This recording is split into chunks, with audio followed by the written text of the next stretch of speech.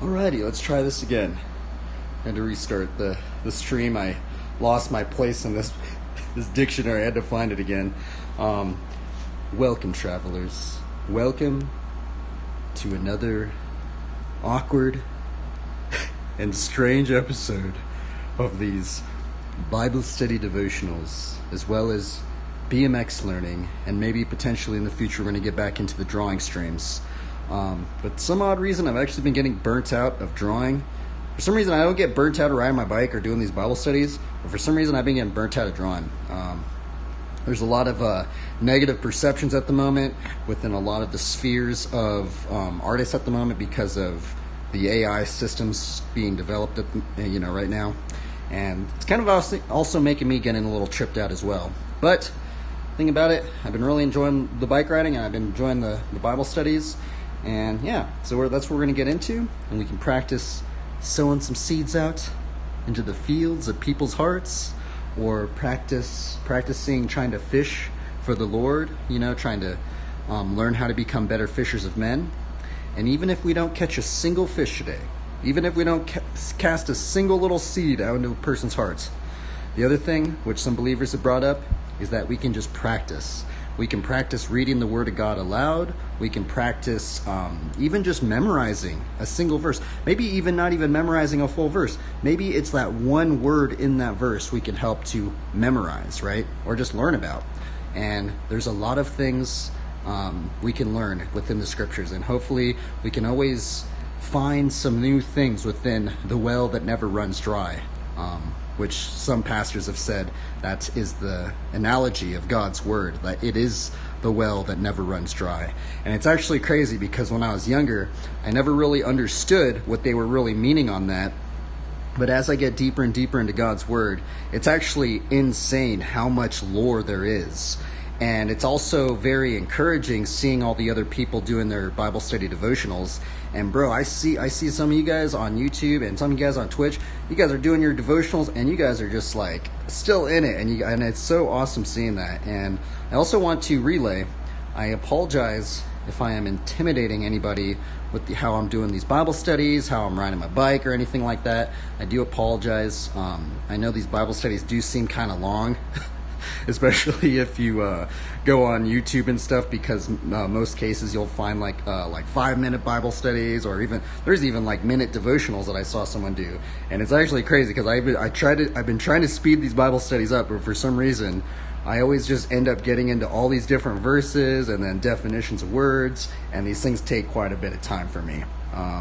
And also, the thing about the bike riding is that you guys do not need to be riding the bike, right? You guys don't. It would be cool if you guys rode bike, because I honestly think it could be a good way for to go out and plant some seeds of faith, to go out and observe the lands, and to go out and help maybe even minister the gospel and plant some seeds of faith out there.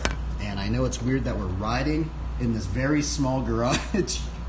I would, if I could do a outdoor stream, if I could go like downtown or stuff like that, I would do that. I just don't have the right internet, right? But what's also cool is that there is so much you can learn within this little area, this little bitty space. There is so many it's actually ridiculous to me now I think about it, because it's crazy, because I grew up racing, right? Racing and riding skate parks and street and stuff like that. And if you were to tell me that I was going to ride in this little garage area, I probably would have said you were crazy, right? But the thing is we're in episode 701, and for some reason I'm not burnt out yet. So we're going to keep going. So today, what we're going to get into for the Bible study is that I was actually in my room and I forgot that I had this Bible dictionary, and this is actually why I restarted the stream, because this thing is very filled up with things that I lost my place. I was using this as a place marker, this broken spoke, and I lost the place, and I was like trying to find the word again. It was like taking me a bit of time, so I just restarted the stream. So the word that I found peculiar and very odd and strange today, and this is a very strange Bible dictionary, by the way. I just found this on the street. I was literally riding my bike, and I was just like riding, and I just find this Bible dictionary on the street, man. It's just so odd, and this thing's like falling apart. I'm pretty sure it was rained upon, but here we are, and we have it in our possession at the moment. It's a Smith's Bible Dictionary, and I actually forgot I had this thing, but I was just, casually just kind of skimming through it, because there's a lot of these words that are very interesting. I'm like, what in the world? That word is in the Bible? And this is actually one of those words that we're going to get into today. So the Bible study that we're doing today is on the word trance. I know it sounds like a strange word, because this word, I think in most people's minds, they probably think of the music genre of trance, right? But what's kind of interesting is that I guess the Bible brings it up, which I honestly didn't really know about, and for some reason this definition goes in pretty deep, because like look at some of the words right up in here. They got town, Clark, they got that one. Those definitions really don't go too deep, right? But look at trance, bro. It's like almost like a full double paragraph spread thing right there, right? So that's what we're going to get into today. Also was looking it up, and it's actually what's also really strange. Now, I don't really know. I haven't really looked up what the Smith's Bible Dictionary really is, so I think maybe take it with a grain of salt, because what's also a little weird is that I also looked up that word trance on another site, on this one actually, on Bible Study Tools, and what's a little weird is that it really doesn't go that deep into it. It only says it so this is the other site that I looked it up on, and this is what we're going to read right here. Let's just see how that one's so short. Let's just read this one real fast. This is from Easton's Bible Dictionary. Trance. Ecstasis, from which the word ecstasy is derived, denotes the state of one who is out of himself. Such were trances of Peter and Paul. Acts 10:10, 11:5, 22:17. Ecstasies, a preternatural, absorbed state of mind, preparing for the reception of the vision.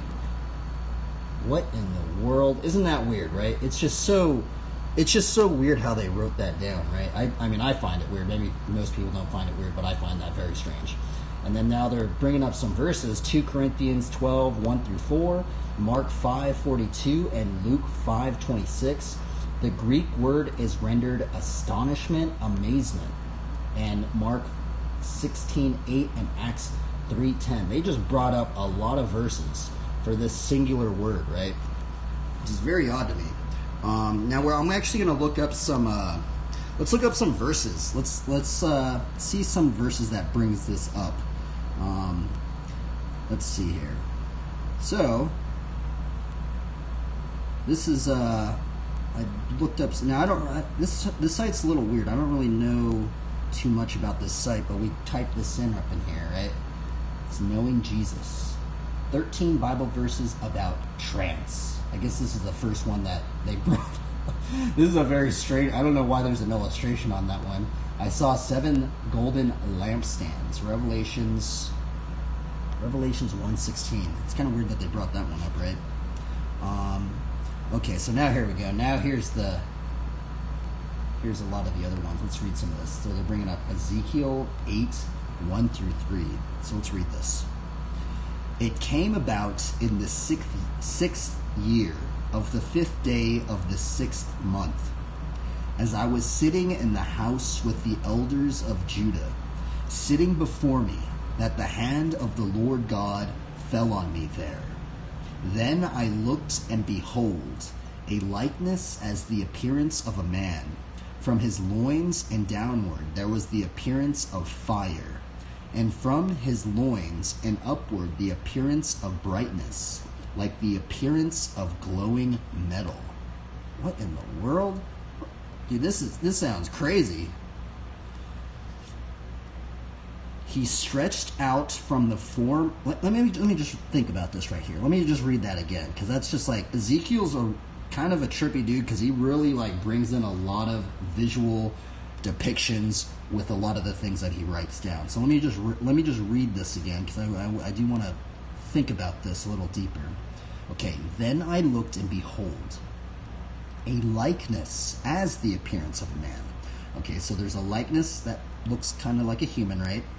From his loins and downward, which is odd. So like the ends of his robe or something like that, or or just like his belt line, there was the appearance of fire.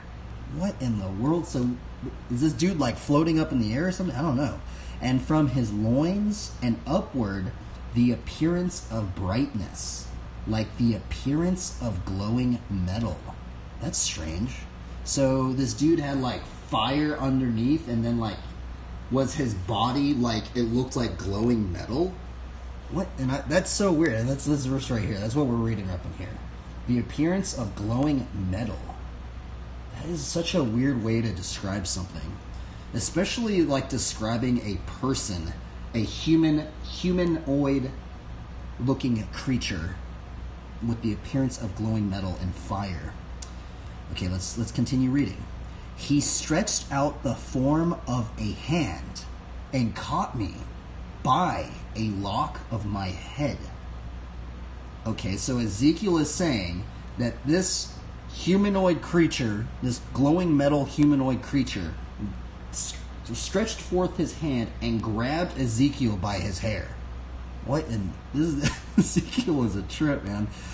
And the Spirit lifted me up between earth and heaven and brought me in the visions of God to Jerusalem, to the entrance of the north gate of the inner court, where the seat of the idol of jealousy, which provokes to jealousy, was located. Now that is very odd. And the Spirit, now I'm wondering, is that the Holy Spirit? What does that mean? Right? That's very odd that he wrote that down. The Spirit lifted me up between heaven and earth and brought me in the visions of God. Now, see, that's a very peculiar verse, especially because this is one that brings up, we're just looking, I was literally just looking up that word right there. Trance. Boom. That's it, right? Because of this, I was literally I just looked up this, I didn't even look it up. I just was skimming through it, and then that word stood out to me. It's just so strange that they're bringing up this verse, because that does really seem like a very, very transcendental state of what Ezekiel went through. What's up, Creative Fit? How goes it, man? Today we're going into this word right here, which is a very weird word. I'm actually going to write it down. I forgot that I could write things in chat. Trance. That is actually the word we're getting into today. It's weird because I never even knew that word was really even used in scripture, and it's like, and so one of the reasons I think why that word kind of stood out to me a little bit is because now I have been listening to a lot of like drum and bass stuff. I wouldn't really consider that trance in some degree, but I have seen, because of some of the recommended, videos after you watch like a video on YouTube. Well, some of the drum and bass that I've been listening to, there are some recommended videos of being like, oh, well, check out like 90s trance or something like that, right? Which I'm actually going to also relay. Trance is actually it's kind of hard to find trance that's copyright free. But with drum and bass, there's a lot of drum and bass that's not copyright free, or that is copyright free. And so we looked up some of the definitions, and what's weird is in this definition of Easton's Bible Dictionary, on the word trance, they bring up two peculiar characters, actually. And actually they should have brought up Ezekiel, but what's weird is what this Easton's Bible Dictionary brings up is they bring up Peter and Paul. And I think what's also weird is that right here where it says preparing for a reception of a vision. Isn't that weird, right? A preternatural, absorbed state of mind preparing for the reception of a vision.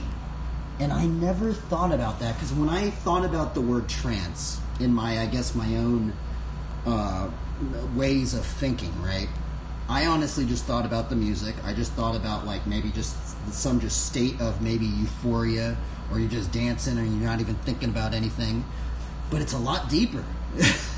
The Bible goes way deeper into that word. I'm like, wow, it's so much lore heavy that I didn't really realize, right? And so now we're looking up some verses, and that's why I went into this verse right here, Ezekiel 8:1-3, which is actually a very interesting verse. We're going to have to do an in-depth dive on Ezekiel, because Ezekiel is a very interesting character. Let's read some of these other ones. This one's a short one. I could read it on the screen. Acts 10:9-23.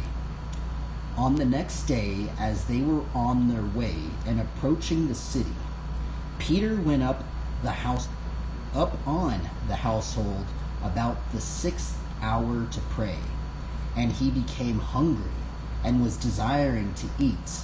But while they were making preparations, he fell into a trance, and he saw the sky opened up, and an object like a great sheet coming down, lowered by 4 corners to the ground. What in the... Dude, does that not sound weird? Oh my, holy moly, this is huge. This is a very big verse. Okay, so I just hit read more. I guess I'll read the entire thing since we're already that far in. Where are we at? Okay, read more. And there were in it all kinds of 4-footed animals and crawling creatures of the earth. Okay, so let me just stop right there. So Peter fell into a trance on top of a house.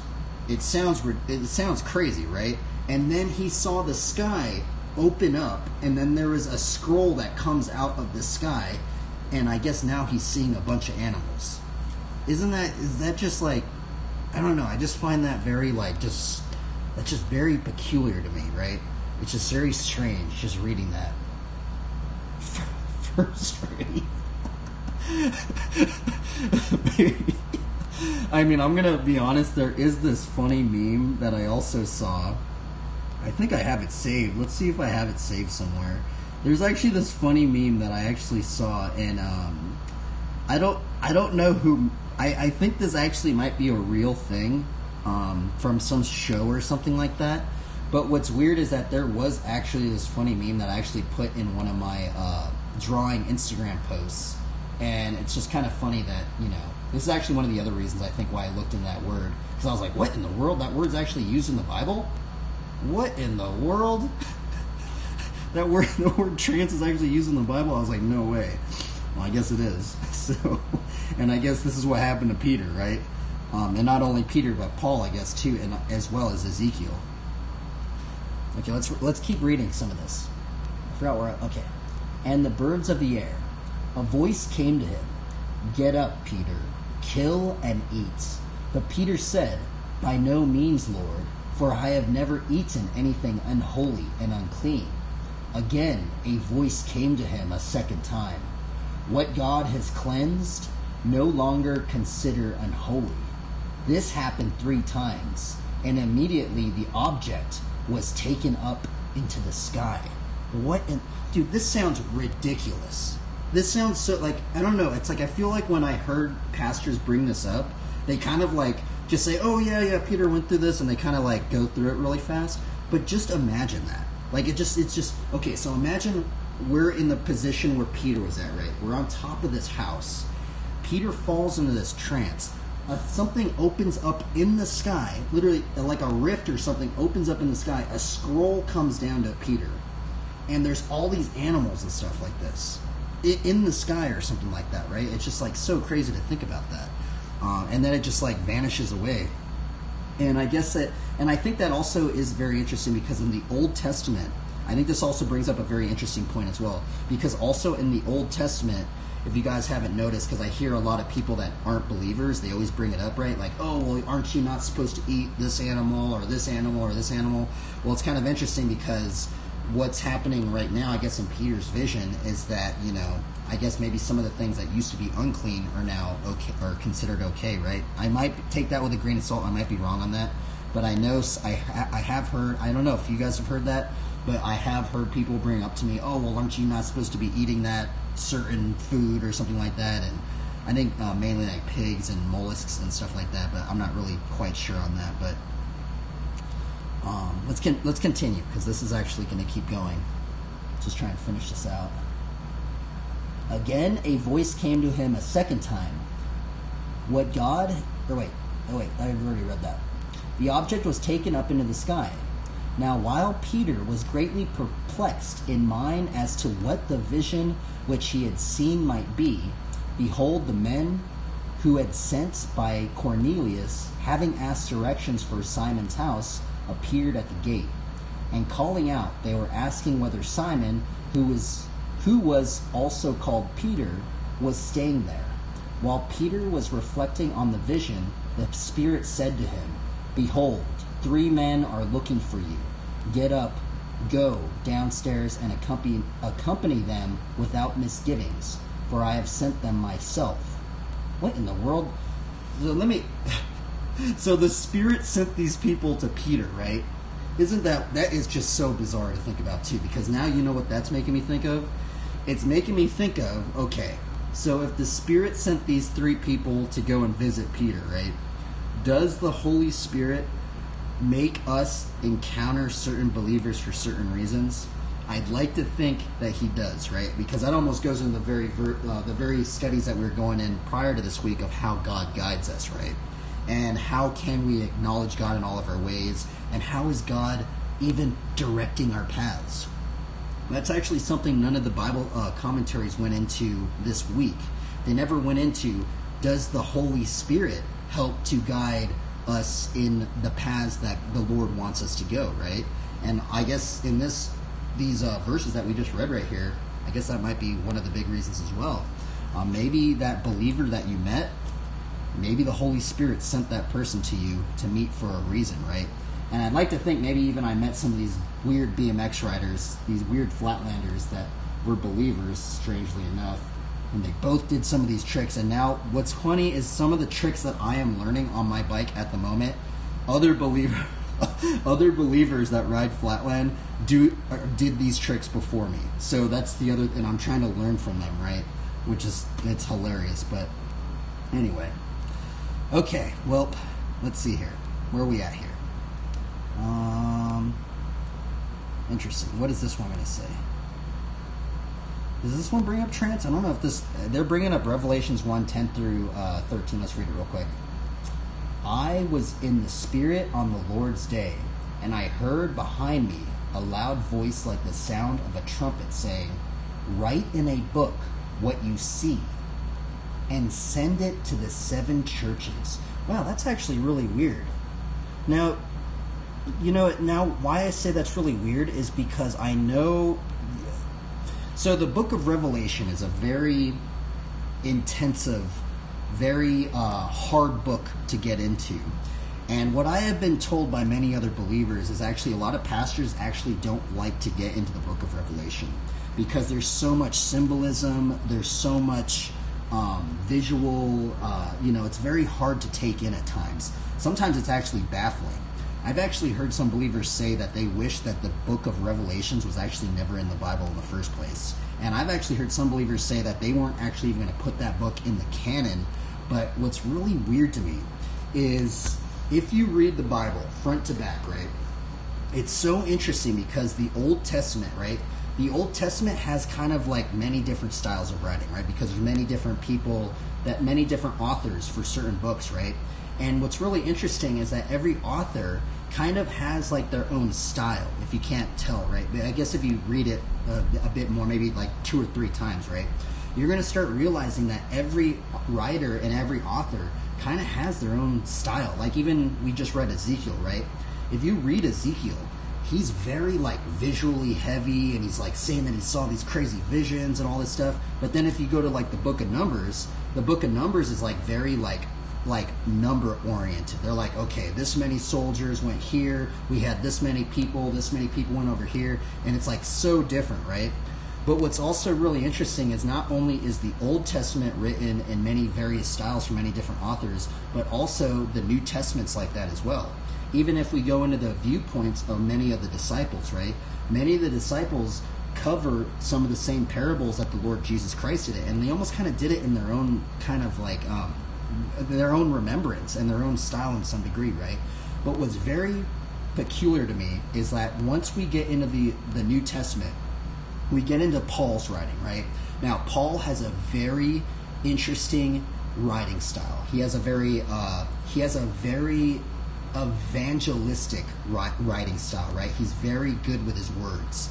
But then here's the other weird thing, is that what's so odd to me and many other believers that I've heard say this as well, is that the book of Revelation is such an interesting book, because the book of Revelation is almost like it almost like brings in some of the Old Testament writing style, but it's the very last book of the Bible. And what's also really weird about the book of Revelation is that there's a lot of prophecies from the Old Testament into the book of Revelation, and it's kind of like it's very strange when you really look at it. But then now, if we see the Bible as a whole, it's kind of like this giant, like almost like encapsulating story, and it's a very strange thing to really think about, right? Because there's not many books that I've ever read where there was like, it was almost kind of like this strange, like exquisite corpse kind of like writing thing about all these things, and they all just put them all together, right? It's very weird, and I feel like there's something for everybody within the Bible, if you really want to get deeper into it, right? And there's always something to find that I find interesting anyway. And I think some people don't find it interesting, but I find it very interesting because there's just so much lore to it. What I think is very odd about this verse right here is that it's strange that he says to write down what he sees, right? Write in a book what you see and send it to the 7 churches. Because I find that very odd, because I've heard some believers say, oh, well, the book of Revelation's just, it's just symbolism, it's not actually what they actually saw and stuff like that. But this verse right here is kind of weird, because it says, write down what you see, right? Let's just finish it out. Write down what you see and send it to the 7 churches, to Ephesus and to Smyrna and to Pergamum and to Thyatira and Sardis and to Philadelphia and Laodicea. Then I turned to see the voice that was speaking with me, and having turned, I saw 7 golden lampstands. Okay, interesting. So that's why they brought up that thing. That's why they brought up that little illustration. 7 golden lampstands. Oh, that's also really weird, because that almost kind of goes into Ezekiel.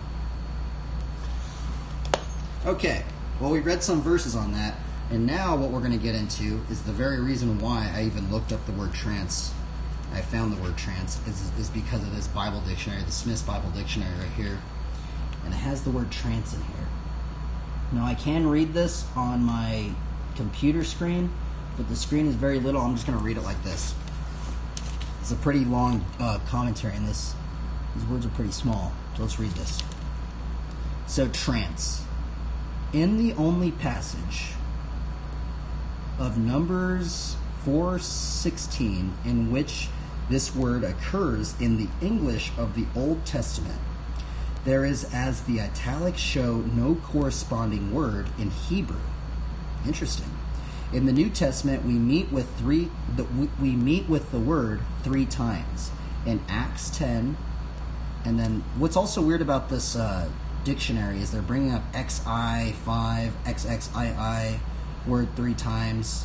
Just weird. I don't know why they do it. I don't know why they just put the numbers, but they use like XXIs and XII and stuff like that. The Vulgate giving excessus in the former, stupius mentis in the latter. The meaning of the Greek and Latin words is obvious enough. The exotitis is the state in which a man has passed out of the usual order of his life, beyond the usual limits of consciousness and volition. Exousias, in the like manner, became in ecclesiastical writers a synonym for the condition of seeming death to the outer world, which we speak of as trance. The history of the English word presents an interesting parallel. Used as the word by Luke, the physician, and in the special sense by him only in the New Testament, it would be interesting to inquire what precise meaning it had in the medical terminology of the time.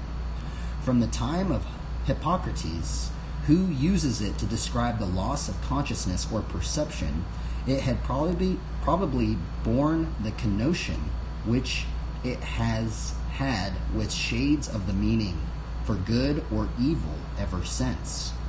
We may compare with these statements the more precise definition of modern medical science. There, the ecstatic state appears as one as klepsy. In klepsy, pure and simple, there is a sudden suspension of thought, of sensibility, of voluntary motion. In the ecstatic form of klepsy, on the other hand, the patient is lost to all external impressions, but wrapped and absorbed in some object of the imagination. There is, for the most part, a high degree of mental excitement. The patient utters the most enthusiastic and fervid expressions, or the most earnest warnings. That's weird. Because, that's weird because that's what Ezekiel was bringing up, right? He was bringing up warnings and he was seeing visions, stuff like that, in the verses that were in Ezekiel 8, 1 through 3. The character of the whole frame is that of intense contemplative excitement. The causes of this state are to be trance, commonly the strong religious impressions. The cause of this state are to be trance, commonly to strong religious impressions. Whatever explanation may be given of it, it is true of many, if not of most, of those who have left the stamp of their own character on the religious history of mankind, that they have been liable to some passes of time into this abnormal state. The union of intense feeling, strong volition, long continued thought, and conditions of all-wide and lasting influence, aided in many causes by withdrawal from the lower life of the support which is needed to maintain a healthy equilibrium, appears to have been more than the earthen vessel will bear. The words which speak of an ecstasy of adoration are often literally true. We are now able to take a true estimate of the trances of biblical history. As in other things, so also here, the phenomena are common to higher and lower, to true and false systems. We may not point to trances and ecstasies as proofs of a true revelation, but still less may we think of them as at all inconsistent with it. Thus, though we have not the word, we have the thing in the deep sleep, the horror of the great darkness that fell upon Abraham in Genesis 12. Balaam was, if overcome by this constraining power of a spirit mightier than his own, he sees the vision of God falling, but with opened eyes in Numbers 4. Saul, in the like manner, when the wild chant of the prophet stirred the old depths of feeling himself, also prophesied and fell down, most if not all of his kingly clothing being thrown off in the ecstasy of the moment. All that day and all that night. 1 Samuel 24. Oh my goodness. So all day, all night, this dude is getting, I guess, visions or something. That is crazy to think about. What in the world? That's so weird how this commentary. I mean, this dude. This definition is insane, bro. Something there was in Jeremiah that made men say of him that he was one of that is mad and maketh himself a prophet. That's interesting. So these people are saying that Jeremiah was crazy. And that actually makes sense because Jeremiah was also known. They're not going to bring it up in here, but Jeremiah is also known as the weeping prophet. Now, I think why Jeremiah is known as the weeping prophet is because Jeremiah was like trying to warn all these people. He was being like, "Hey, man, you guys should like take heed to what's going to start happening." And like all these people just thought he was crazy, and like he was crying, not just the fact that he was crying because these people weren't taking him seriously and stuff like that, I think. And that is why he's known as the weeping prophet, I'm pretty sure. I might be wrong on that, but that's what I've heard. Let's see here. Wrapped or absorbed in fervent imagination. Yeah, it's interesting, huh? It's interesting because like what they're bringing up as well is that this is how a lot of the visions, I guess, happen to some of these people that prophesied. And that is something that I've actually never heard a pastor really go into. Because you know, like how they say prophecy is one of the... is prophecy one of the gifts of the spirits? I don't know. I might be wrong on that. I think there's something... there's a lot of verses that go into like prophecy, and I think there's even some verses that say that we should be seeking after prophecy because it like builds up the church or something like that. I might be wrong on that. We can look up some verses, but I kind of want to finish this definition out. But it's actually just... it's so interesting how trance and prophecy within these prophets that did these kind of things and saw visions, this is actually one of the aspects of what starts happening, right? And it's something that pastors really don't go into. Well, I've never heard. Maybe, I don't know, maybe some of the pastors you guys have talked to, they talk about this, but I've never heard a single pastor in my life even bring up the word trance within seeing visions or having prophecies. So let's see here. Continue. In Ezekiel, the phenomena appears in a more wonderful and awful forms. In Ezekiel 15:6, as other elements and forms of the prophetic work were revived in the apostles and the prophets of the New Testament. Now, see, this is actually another interesting thing. So this is it. So what I just read right there, it's actually super, super, super important, right? Because I know some people get very, it's very controversial on the Old Testament and then the New Testament, right? The Old Covenant and then the New Covenant, right? Well, from this word that we're reading, the definition of trance is actually something that happened in the Old Testament, and it's actually something that's happening in the New Testament. And it might even be happening now. I don't know, right? Could be happening now. So also with this, though the different in form, it belongs in the same class of phenomena, as the gift of tongues is connected with visions and revelations of the Lord. In some cases, indeed, it is a chosen channel for such revelations. Wow.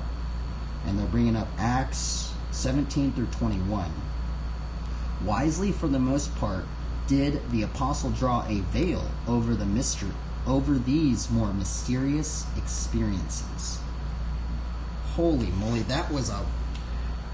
Now, how crazy is that, dude? That definition was so long. Look at that. I just read that entire thing. Trance. Look at how long that definition was. Holy moly, bro. They went so deep into that, bro. Now get this. So that's what's weird is why did Smith's Bible Dictionary go so deep into that word when this one, look at this one. This one basically has like 3 sentences. They like barely even said anything about it, right? Oh my goodness, isn't that crazy? I find that just, and I'm not saying that I'm not saying that this guy's wrong. I'm not saying Smith's dictionary is right or something like that. All I'm saying is it's very interesting when we meet other believers and they bring up so many different points that maybe another believer didn't bring up, right? And that's exactly what happened today, right? I looked at this right here. They didn't really go into what Smith's dictionary brought up. And I think this is also an interesting thing when I think about how I honestly think this is how well, the kind of the way I've been trying to treat learning things in Scripture, right, is because like if we go into the New Testament, right, and we see the viewpoints of all these different disciples, right, it's interesting seeing how many of these disciples, they cover the same parables, right, but in some of these parables they say something a little bit different, right, like they remembered something that another they didn't see on the other disciple didn't see, or something like that, right? And I think if we can get a better viewpoint, okay, like this believer thinks this believer thinks this believer thinks this, and we can get a better viewpoint and a lay of the land, I think that's a good way to come to an understanding of something that maybe God may be revealing to us at the moment, right? But I could be wrong. I might even be wrong on that, so take my words with a grain of salt, but that's how I kind of like to see it. Anyway, that was actually a super weird... this has actually been one of the weirdest Bible studies I've actually done. Trance Bible versus... It's just such a weird topic. I've never heard a pastor bring it up. This is... I mean, I just typed this in, right? We are supposed to draw near to God. Yeah, that's another one as well, right? Draw near to God and He will draw near to us. What verse is that? Draw near to God, and He will draw near to us. Interesting. That's a very interesting. It's a very interesting verse.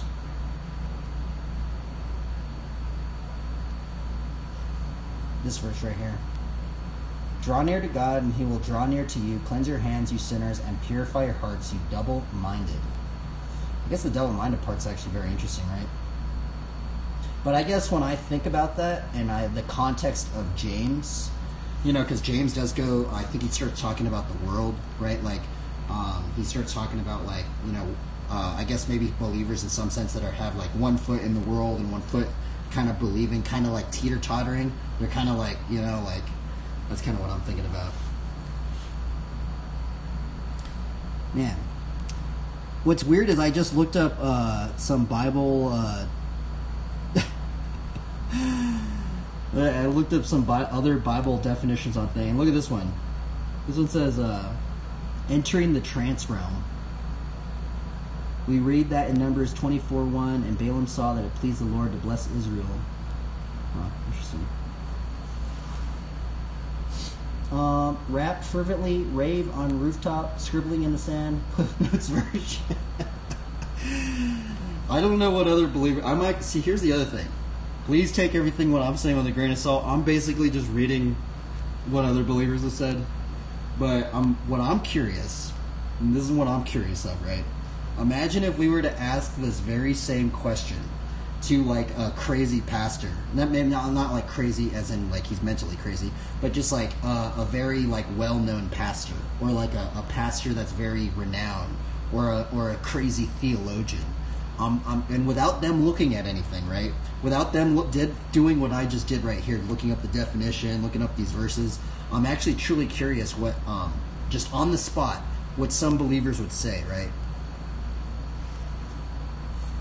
But it's very crazy because if there's anything, if you guys learned anything today, there's something very heavy with, I guess, trance, going into a trance state, and how many of these prophets, not only in the Old Testament, but in the New, what happened to Peter and Paul, and and parts of Revelation, where they entered these states as well to receive a vision from the Lord.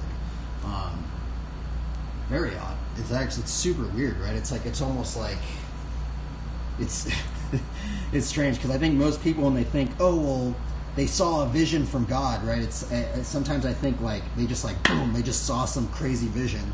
But in the sense of what we just studied today, there was like they entered into some weird state, bro, of like like before they even received the vision that the Lord was going to give them, right?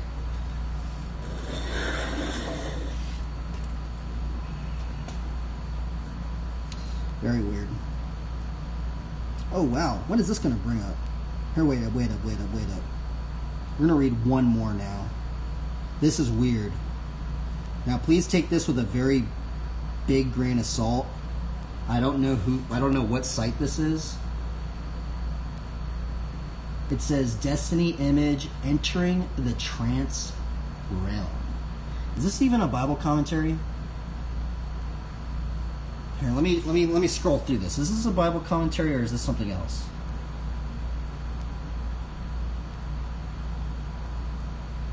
Oh, it is a Bible commentary. Okay, let's read it. Very weird. What in the world? Okay, well, we're on Destiny Image. We're going to read this. If you guys want to look at it as well, you guys can. Very peculiar image. Let's read this. Trances are not merely the domain of shamans, new agers, and DJs with pumping beats. That's what I thought of the word trance. It's just these crazy beats, right? But it's not. It goes way deeper than that, I guess. A trance is not hypnosis, although hypnotized people do experience a trance-like state. Trances are not relegated to the realm of witches and warlocks. Though these dark agents use trances to enter into astral projection, a counterfeit of the biblical concept of being transported in the spirit. The enemy always works to counterfeit what God is doing, and because of this, many have feared to even learn of the trance realm. The reality is trances are biblical, and we need to understand what the Bible says about them. What is a trance? Before we go any further, it's helpful to see various definitions that will lay a foundation for your faith.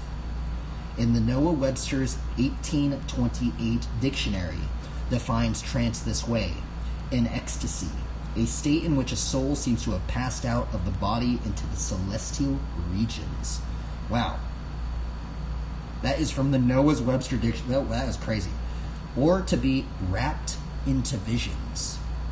A trance is a state of one who is out of himself, according to the Eaton's Bible Dictionary. The word trance comes from the Greek word ekstasis. From the word ecstasy is derived. According to the King James New Testament Greek lexicon, ecstasis, ecstatis, means a throwing of the mind out of its normal state, alienation of the mind, whether such as makes a lunatic, or that of a man who by some sudden emotion is transported as it were out of himself. That is the rapt condition. Although he is awake, his mind is drawn off from all surrounding objects, and wholly fixed on things divine, that he sees nothing but the forms and images lying within, and thinks that he perceives with his bodily eyes and ears, realities shown to him by God. What in the... That sounds insane, bro. Why? I've never heard of... Please take everything what I said with a grain of salt, but I'm like literally just reading this. I'm not making this stuff. I'm literally reading this as close, it's just crazy. I don't know. It's weird, right? It's just weird because I've literally never heard a sermon ever bring any of this stuff up. Like, it's so weird. It almost just doesn't seem real, but like, but we're reading it right here. I don't know, man. Let's keep going. I suppose it's hard to describe it if you've not experienced it, but Smith's oh, dude, they brought up Smith's Bible Dictionary. What in the world, bro? Dude, now that's a strange coincidence, bro. Literally, look at that. Dude, I did not pre-plan this out. This is the dictionary that I found on the street, bro. I found this thing on the street. Like, I did not buy this thing. I found this thing, like, riding my bike on the street. What the... Dude, this is so crazy. Goes a little deeper, saying a trance is the state in which a man has passed out of the usual order of his life, beyond the usual limits of consciousness and volition. Being wrapped in causes of this state are being traced commonly to strong religious impressions. Whether explanation may be given of it, it is true of many if not most, of those who have left the stamp of their own character on religious history of mankind, that they have been liable to pass at times into this abnormal state. That is so crazy, bro. And that makes sense because then he started bringing up, he started bringing up the very writers in the Bible that went into these states. Oh, they're bringing up another one. The International Bible Encyclopedia defines trance this way: the condition expressed by this word is a mental state in which a person is affected, is particularly or wholly unconscious of objective sensations, but intensely alive to subjective impressions, which, however, may be originated or felt as if they were revelations from without. They may take the form of visual or auditory sensations, or else of impressions of taste, smell, heat, or cold. Sometimes these conditions precede epileptic seizures, constituting what is named aura epileptica. Wow. So this is another weird thing. So actually, the International Bible Encyclopedia brought up something that the other ones didn't, right? This definition brought up that it's not only visual things, but it's also auditory. So you can maybe hear something when you're maybe in these kind of states. You can also smell, feel, get the sense of heat or cold. That is ridiculous. So it's like almost all of your senses could maybe be wrapped up within this state of thing. Man, dude, this Bible study is so odd. It's like just crazy. Okay, now we're going to read this part. That was their own little definition thing. Almost like they did the exact same thing I did. Basically looked up the definition of word. Now they're going to kind of go into some of this stuff. What the Bible says about trances. We only see trances mentioned 5 times in the Bible, but that is more than enough to set a principle of a way God moves on us and speaks to us. By the mouth of 2 or more or 3 witnesses, every word is established. See Deuteronomy 19:15. We'll start with the Old Testament, where we see 2 mentions of trances, and then move on to the New Testament, where we see trances mentioned 3 times. Balaam's trance. Balaam, the false prophet who a king tried to hire to curse Israel, went into a trance. We read that in Numbers 24, 1-4. And when Balaam saw that it pleased the Lord to bless Israel, he went not and as at other times to seek for enchantments, but he set his face toward the wilderness. And Balaam lifted up his eyes, and he saw Israel abiding in his tents, according to their tribes. And the Spirit of God came upon him, and he took up this parable, and said, Balaam, the son of Beor, hath said, and the mine whose eyes are opened hath said, he hath said, which heard the words of God, which saw the vision of the Almighty, falling into a trance, but having his eyes open, in the King James Version. Notice when he fell into this trance, his eyes were open. He was not asleep, but it seemed he was like in a sleep-like state, not moving. Interesting. Peter's trance.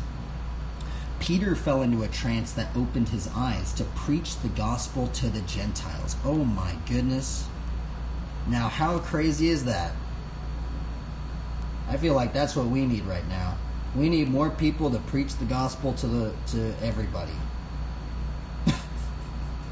I was actually kind of like, oh, I probably shouldn't read this commentary. Now, see, this is what's weird about this commentary. None of the other commentaries said that, right?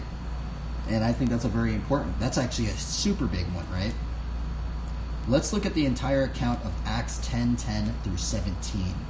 Then he became very hungry and wanted to eat. But while they were made ready, he fell into a trance, and saw heaven opened, and an object like a great sheet bound by the 4 corners descending to him, and let down to the earth.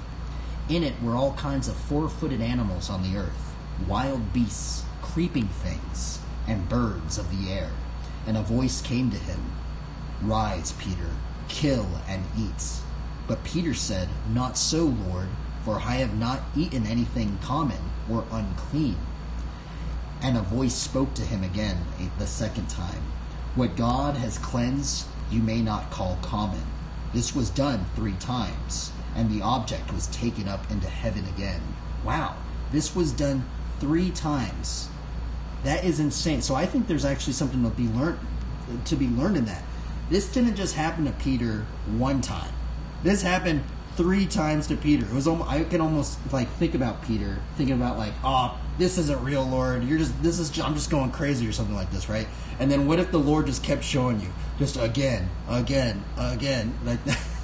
Then that's hilarious, bro. That's so funny. Because what's so funny, like here, I just highlighted it right here, right? What's funny is, didn't Peter deny the Lord 3 times? This was done 3 times, and the object was taken up into heaven again. What, didn't Peter deny the Lord 3 times? I'm pretty sure that might even be something, or was that somebody else? I think that was Peter. I'm pretty sure that was Peter. But that's kind of funny. It's almost like that very same thing happened to Peter again, right? Now while Peter wondered with himself what this vision which he had meant, behold, the men who had been sent from Cornelius had made inquiry for Simon's house, and stood before the gate. Notice Peter saw a vision in the trance. Many people fall into trances reported having seen visions. Some others can't even describe what they have seen or didn't see anything. Huh. Interesting. Now they're going into Paul's trance. Paul's trance. Paul fell into a trance in Acts 22:17-21, in which the Lord gave him a warning and a commission to preach the gospel to the Gentiles. Are you kidding me? Again. That is insane. So I think there's a common theme I'm starting to see here in the New Testament trances, right? The New Testament trances, it seems like the Lord wants people to go out and preach the gospel to the Gentiles, right? And by the way, what Gentiles are basically just unbelievers, right? And a commission to preach the gospel to the Gentiles. How crazy if you were out there and you were kind of like on the fence of being like, oh, should I believe in God? Like, should I be trying to proclaim the gospel? What if the Lord just like, boom, just like gave you some like crazy trance experience and like, okay, let's go for it. We're going to go preach the gospel to Gentiles. Maybe this is what has to happen in order for somebody to finally start doing that, right? That's kind of funny, right? I mean, that's actually not funny. That's actually scary, but it's very just peculiar that we're just reading this. Okay, let's read this. I was in a trance and saw him saying to me, make haste and get out of Jerusalem quickly, for they will not receive your testimony concerning me. So I said, Lord, they know that in every synagogue I imprisoned and beat those who believe on you. And when the blood of your martyr, Stephen, was shed, I was also standing by consenting to his death, and guarding the clothes of him who were killing him. Then he said to me, depart, I will send you far from here to the Gentiles. Notice that Paul got instruction in the trance, just as Peter did. Trances, like any other supernatural encounter, are purposeful. Now that trance was insane. How crazy is that? How crazy would it be if you were persecuting these people that you hated? Imagine you hated Christians so much that you were persecuting them, you were killing them. Like, how crazy is that? And then the Lord just comes, boom, just gives you this crazy trance, and now you just totally just did a 180 in your life. You literally were just persecuting these Christians, and now you're going to do a complete 180, and now you're going to start being for Christianity. Dude, isn't that... That is insane, bro. That is so crazy. That is like heavy, bro. That is so gnarly to think about. Luke 14:23. Go into the highways. What does that one say? Does that one say to go and preach the gospel on the highways? Luke 14:23. Let me look at that one up. Luke 14:23. Holy moly, this Bible study has been a long time. I tried to speed this one up. I thought this one... Man, every time I do these Bible studies, I'm like, okay, let's do it for 30 minutes. 30-minute Bible study. It ends up being like an hour. 14:23. Is it this verse right here? And the Lord said unto the servant, Go into the highways and hedges and compel them to come in, that my house may be filled. Huh. Is that concerning like going out into the Gentiles? I don't know the context of that one. I would have to read Luke in its entire Luke 14 in its entirety. Maybe not in its entirety, but just kind of some of the verses beforehand. Is that pertaining to Gentiles, like going and getting more Gentiles, like kind of proclaiming the gospel to them? Combo it out with Gentiles. Okay. Luke 14:23. It's kind of interesting. Dude, you know what's actually really weird? I actually don't have anything underlined on this entire page. Look at that. You just dude, creative fit, bro. I don't have anything underlined, and I'm actually going to remember this. I'm going to actually underline in red. Actually, we'll underline red. 14:23. I'm going to remember this, bro. I don't have a single thing. I thought I had something underlined on every page. I guess I don't. But now we're going to have this underlined. Look, I'm going to try and remember that. I'm going to be like, Luke 14:23, Creative Fit shared that verse with me. Hopefully I remember that. Now great crowds accompanied him and turned and said to them, okay, interesting, okay. Oh, interesting, yeah, so he did go out in the crowds. Intriguing, huh. And compel people to come in. Now, I think that's an interesting one, right? Because I think that's what's weird. I'm going to underline the word compel. You know how it says compel? Hedges and compel people. Now, what happens if we were doing the opposite, right? What happens if we weren't compelling people? What if we were just drawing people away? Sometimes actually, this verse that you brought up, it's actually reminding me of, kind of like the street preachers that are like the fire and brimstone preachers. And the thing is I know they do bring up verses that are relevant to what their cause is like, right? They are bringing up pretty relevant verses for the most part, right? But in some cases, do you think it's really compelling people? Do you think that they're compelling people, right? Sometimes I feel like they're just driving people away, right? And I don't know. That's what I think anyway. That was a very interesting verse that you brought up, man. Thank you for that. Holy moly. Man, this commentary is long, bro. Oh my god. Should I read this entire thing?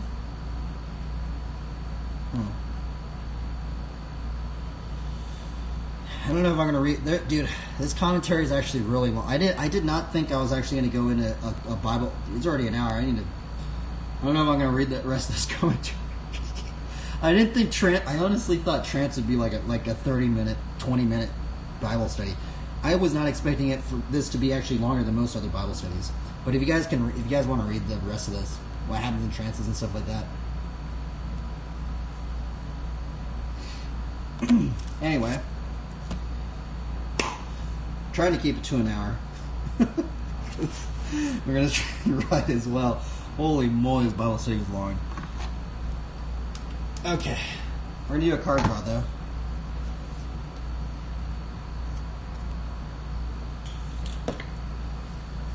I like these Bible studies though, especially today, man. Today was like, dude, it was actually like fun for me because I was like, I did not know what I was going to get into today. I was like, bro, I was just like, all right, this word sounds interesting. Let's get into it, bro. This ended up being one of the longest Bible studies I've actually done. It's insane. It's hilarious, bro.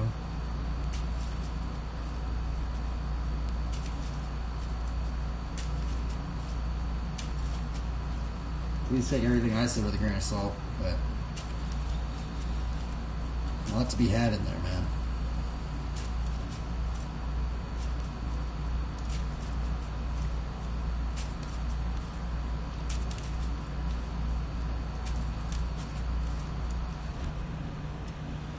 Okay. Let's do a card draw. Let's see what we draw today. Very curious what we're going to draw today.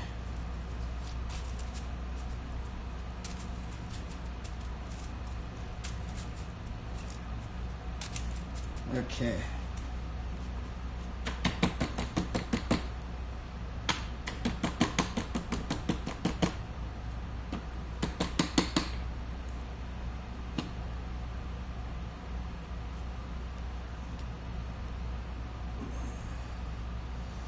Man, dude, this Bible study was brutal, dude. I ain't even gonna lie, bro. This Bible study was gnarly. Like, it was like just so much talking, man.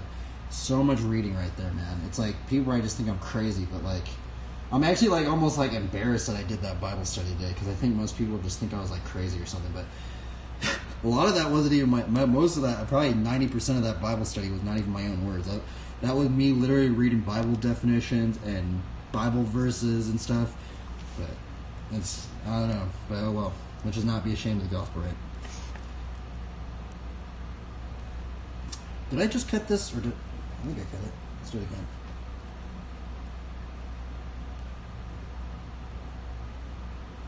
Okay, first card of the day. Interesting. We got just a Humble Plains. The Humble Plains. Same card? Oh, interesting. This is the first time I'm drawing this card. We got Holy Day. Look at that. That's cool, man. Dude. This sounds so weird, man. That almost reminds me of the very Bible study we were doing. The trances. What if all these people are in trances, bro? I straight up just shuffled all that. That's just, I mean, maybe I'm just seeing that, but I don't know, man. That's just weird. What does this one say? Huh. The day of spirits, my soul's calm retreat, which none disturb. That's not a Bible verse, by the way, but that's just interesting. I like how this bald guy's right in the front, man. Like, he's just rocking it. Number 3. Oh, interesting. Wow. Dude, today's so weird, bro. Dude, look at this card. This card reminds me of Trance 2, dude. Look at that. Serenity. That straight up looks like a 90s trance EDM logo, dude. This one came out in 1997. This guy was probably listening to trance, painting this thing. That is gnarly, bro.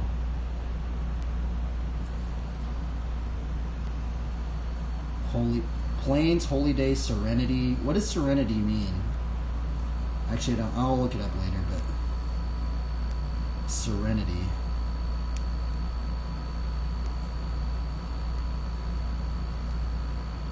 Deathless Angel. Man, that card looks gnarly.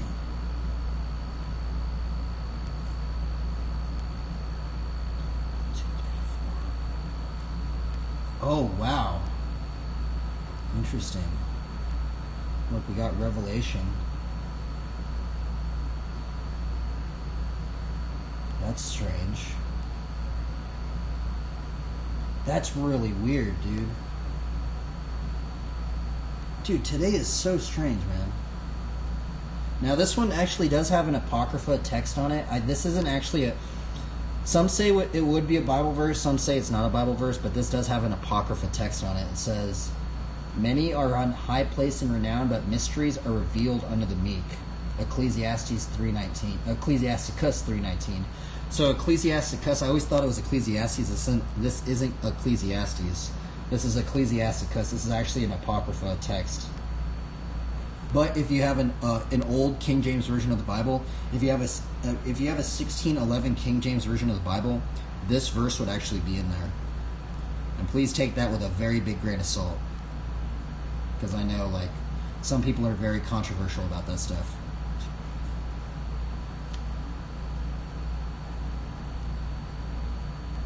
Mistville Plains. Okay. And for the last card I'm going to draw, I'm going to put it on my Instagram.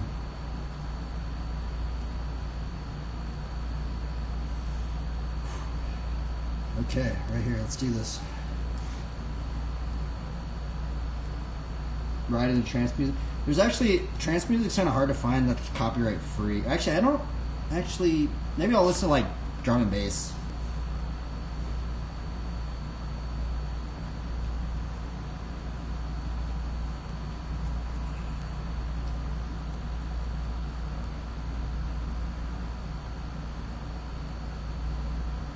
Greetings, travelers, to the card draw of the day.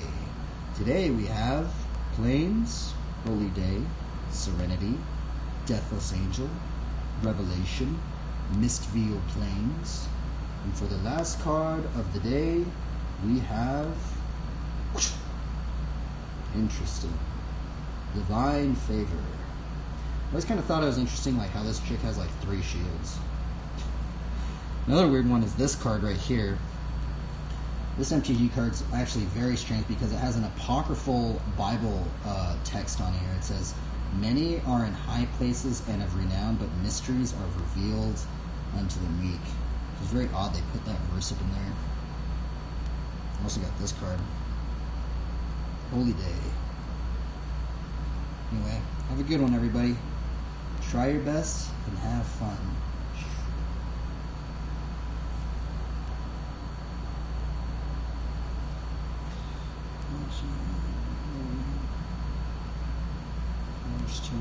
Card.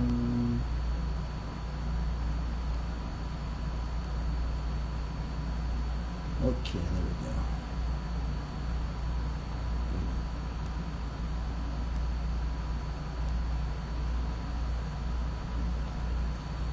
Holy moly.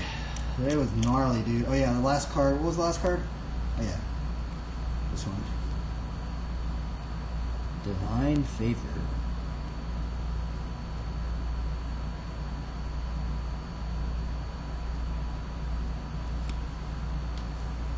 What a strange what a strange card draw for today, man. Oh my goodness, this one was weird. Very, very strange. It just kind of reminds me of like a kind of like a story or something. Card draw of the day. Alrighty. I am gonna drink some coffee. Oh, my leg kind of fell asleep. I think this is on too tight. We're gonna loosen this.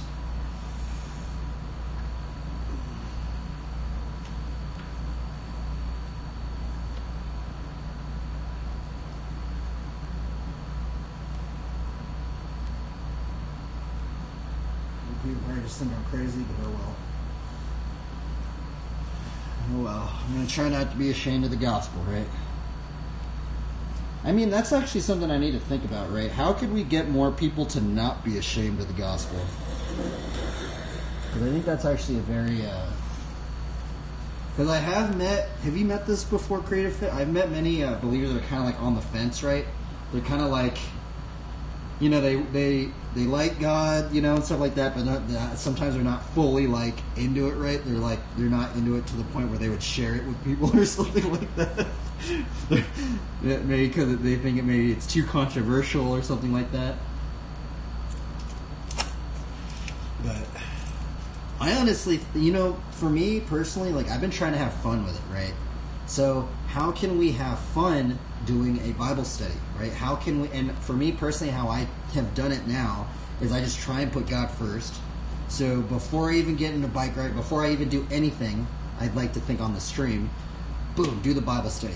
Look into God's Word first, right? And then, you know, when we're done, it's kind of like, okay, now we can do some other stuff, right? And I kind of find that fun now, right? Just trying to put God first. And then it's just so crazy thinking that God is establishing our steps. Like, does that not trip anybody else out? I'm like, dude, that's insane.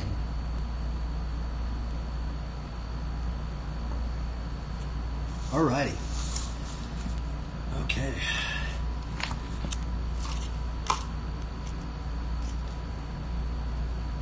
I think the problem is we push people to go all into all the world, but they haven't produced any fruit. I guess that's an interesting one. Yeah.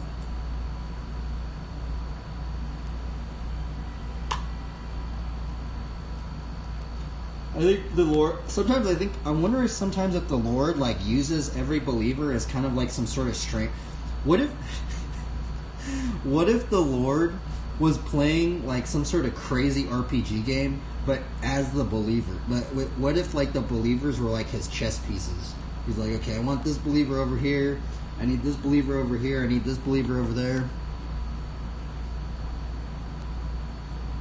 I think we are propelled when we encounter God. Interesting, yeah. I mean, that's kind of goes in the Bible study we did today, right?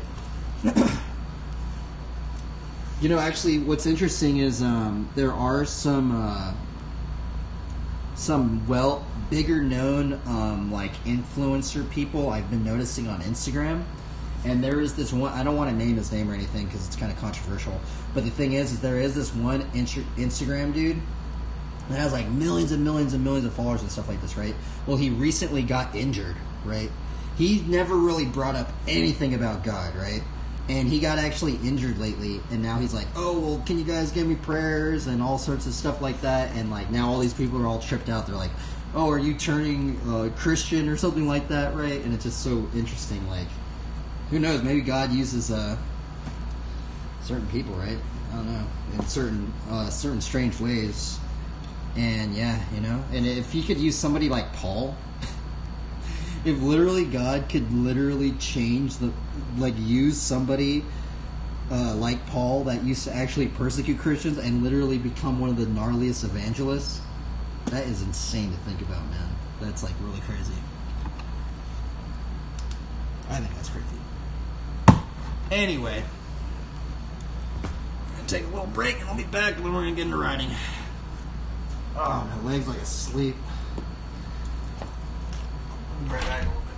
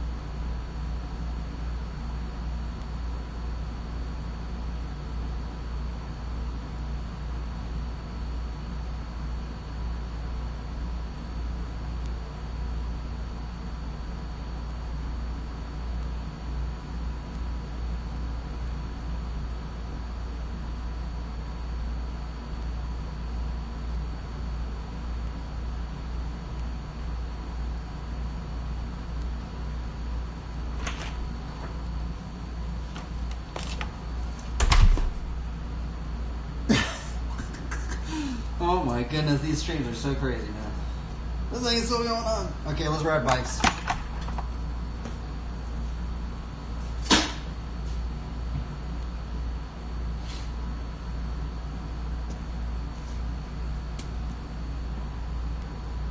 Oh, actually, oh no, I'm not gonna put it on. There is this weird song, and it has such a strange music video thing on it.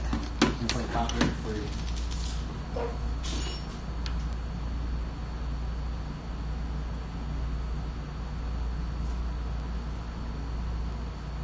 Okay, well, let's put some music on.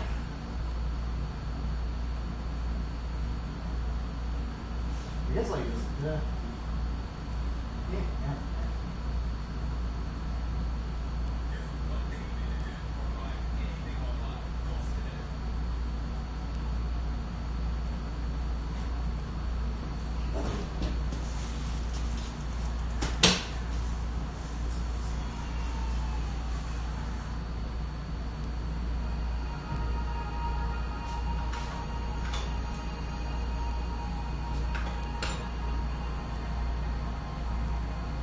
Sigh up in here.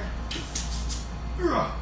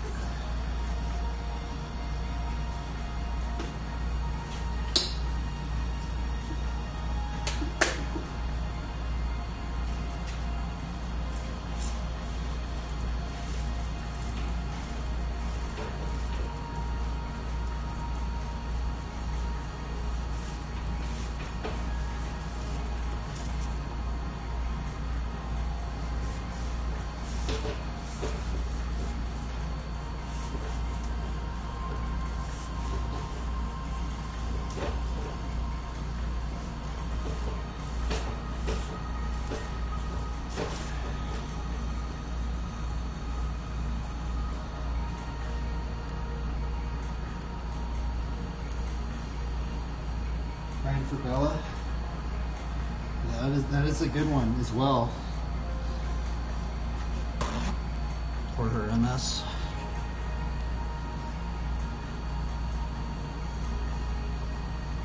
Lately I've been trying to keep all my prayers secret. I'm just gonna start writing them down. Things that I should be praying for. Do you write your prayers down? I'm curious. I've heard some believers say to write your prayers down.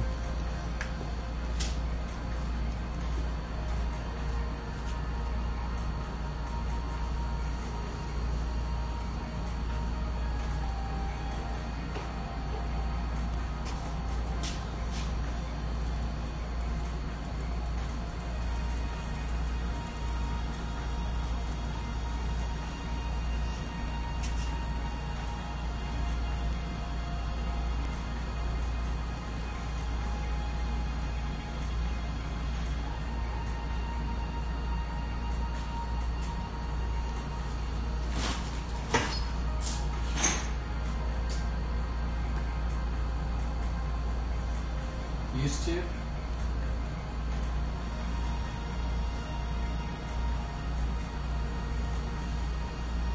Wow, there's 7 viewers up in here? Holy moly. I kind of don't like I kind of don't like seeing if I have viewers. I actually had it hidden. I was like, what in the world? Because normally I'm so used to just having like, like one person in here or something like that. I like literally turn on the viewer thing. I'm like, what in the world? There's 7 people. Hopefully there's, I don't know, if you guys watched that Bible study, bro, that was, today's Bible study was really, really gnarly, man. Like, I was not expecting that today. And honestly, I like those Bible studies where I'm kind of like not expecting it, because it kind of felt like we're just like finding things. Because, man, today's Bible study was wild, bro. Like, I didn't even think I was going to get into any of the stuff that I did today. Cheers.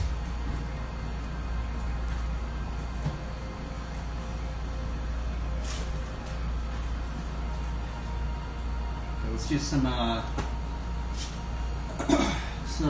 one-legged squats. This knee actually does not have an ACL. We're still being able to ride.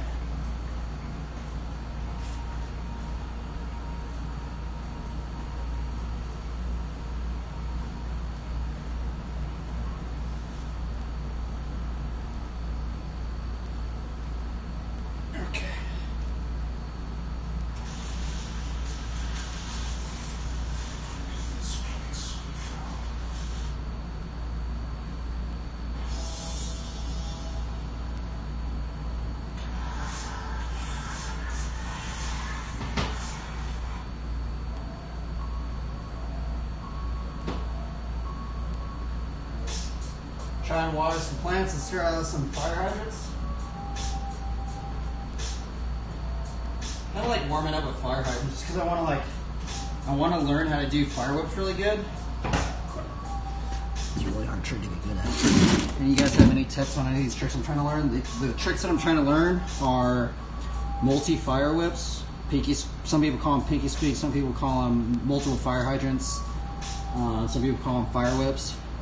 Trying to learn multi fire whips, locomotives, funky chicken tail whip, side donut, and backyard no hander. Yeah, backyard no hander body varial. And I think those are kind of the tricks. The fire tricks are kind of trying to learn as of late. And I've been stuck on them for many, like half a year. A lot of them.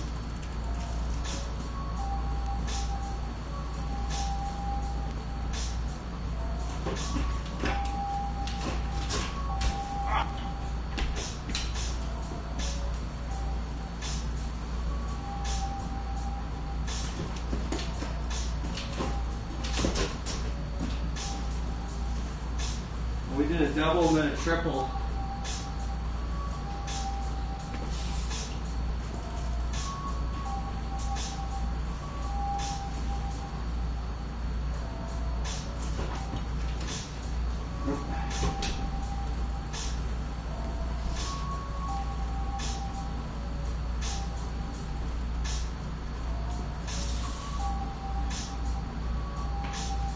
Draws out.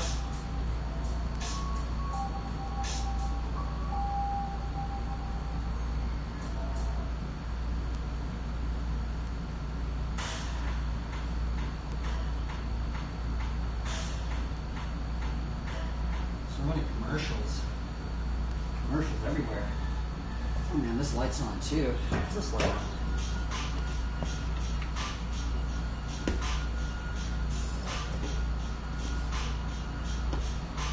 Let's try a locomotive. I have yet to land a locomotive yet. Oh, I forgot. I actually changed my geometry a little bit. I did push my bars a little bit more forward. I saw this dude, Devin Smiley. He posted his bike thing, and I'm like, what in the world? The dude's running his bars a little bit forward. I'm like, you know what? I want to run my bars a little bit forward next year. Shout out to Devin Smiley.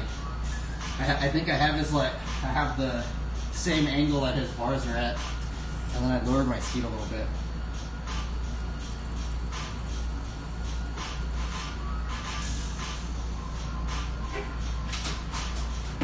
Trying to learn that trick. If you guys have any tips, if you guys can make a hat too, I'd very much appreciate it because I've been stuck on this thing.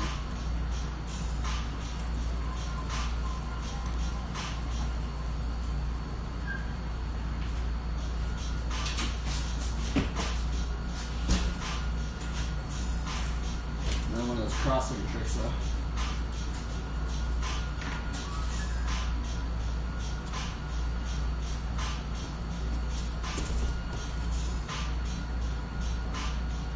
What else were we working on?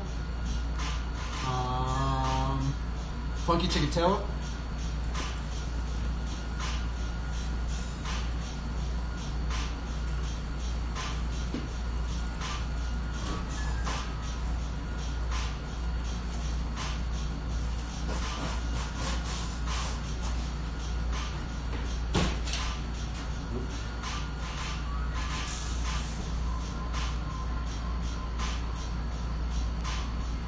is hard.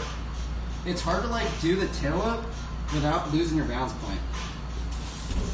And for some reason these two tricks don't have how-tos, like no how-tos. Even if you go on global flat, there's like no how-tos for these tricks for some reason.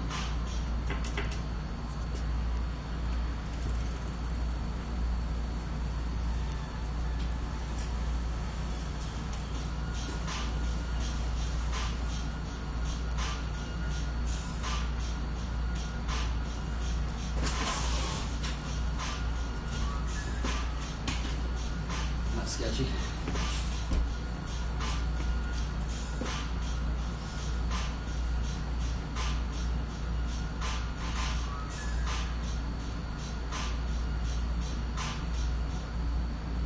I need to push this camera a little bit to the side.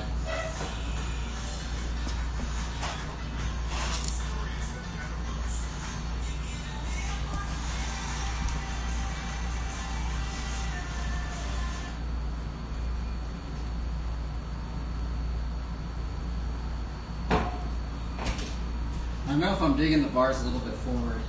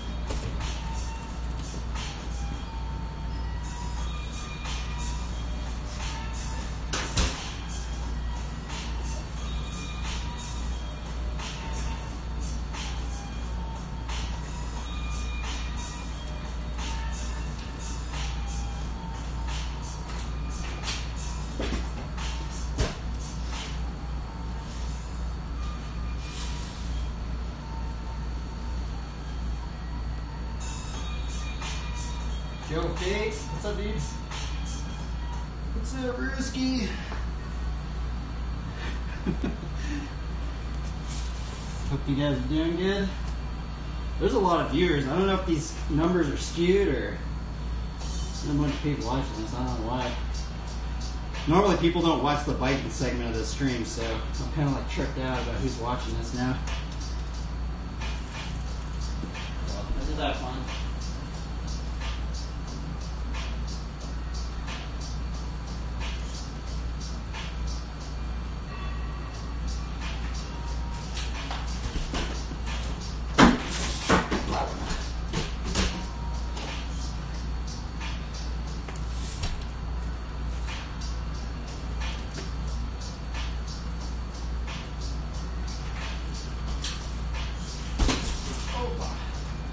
This gear ratio is so weird.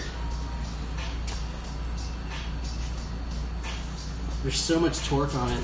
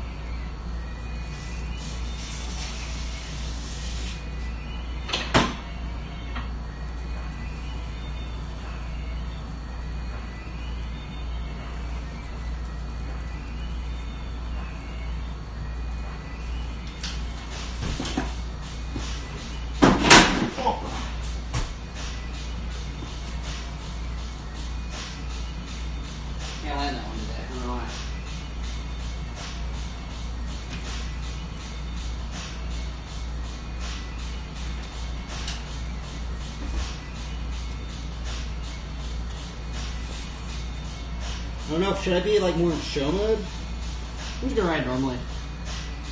Because I can just do things that I can normally land, but...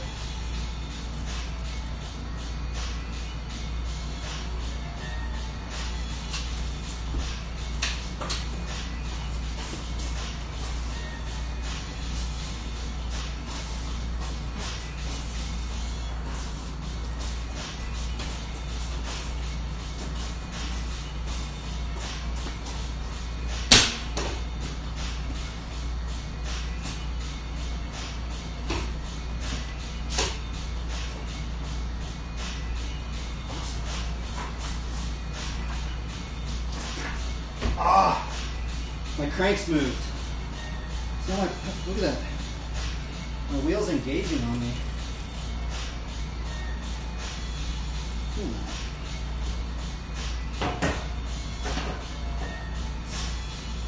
Just hang that. Man, this wheel's janky. I wish I need to get like a better one. Because when it engages on me, like I could deal with the fakie engaging, but like not when it's just normally pedaling.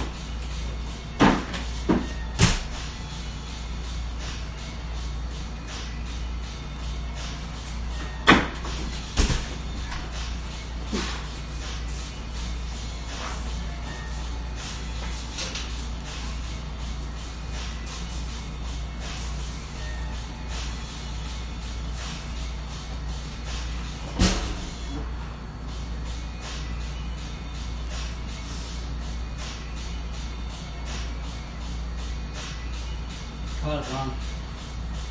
Easy.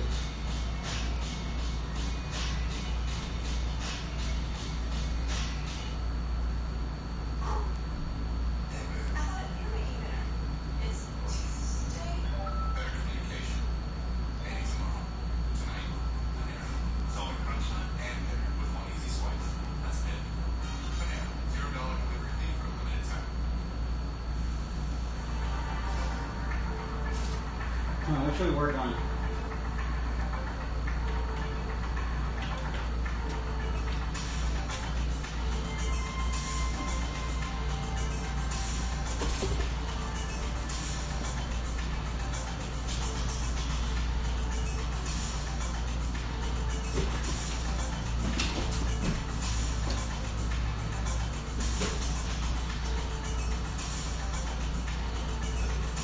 Oh, you know the elbow glide. For some reason I couldn't do an elbow glide yesterday. Hey, today will be elbow glide day.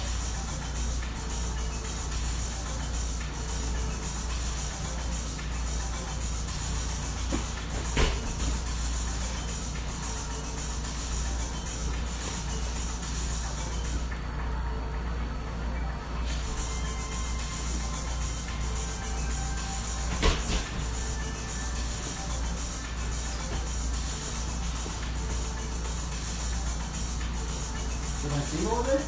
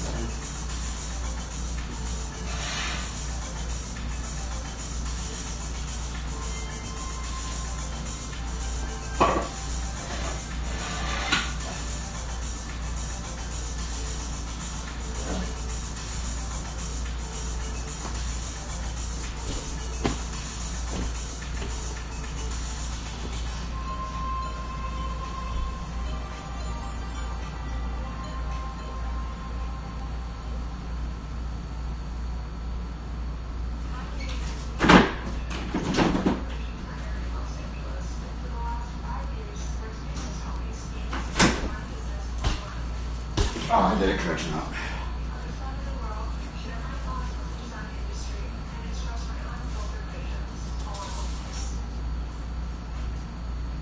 No correction hops.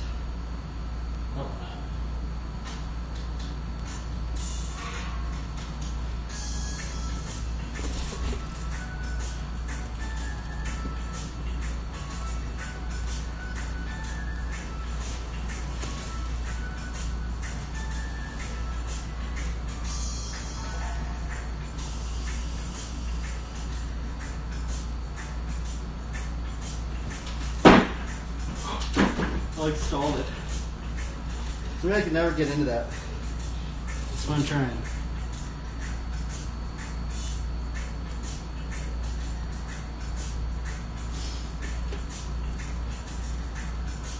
Why is my wheel engaging? Look at that. Weird.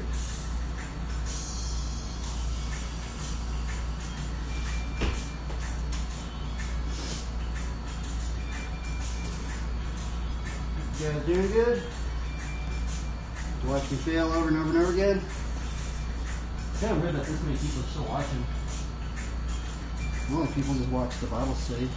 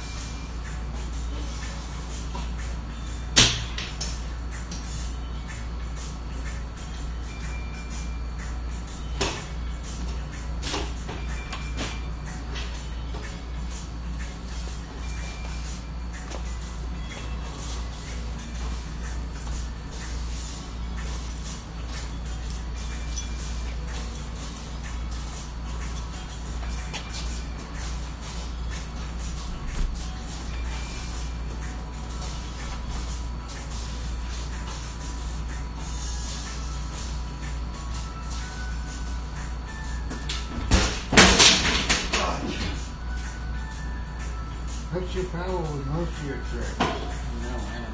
For a good dismount. That was so close. Actually, I didn't want to land. I wanted sketchy. Sketch Nation! Have a good one, Joe. You don't gotta watch the stream, bro. I basically just use the stream to practice. If I can converse with some people, that's cool. So, share the word.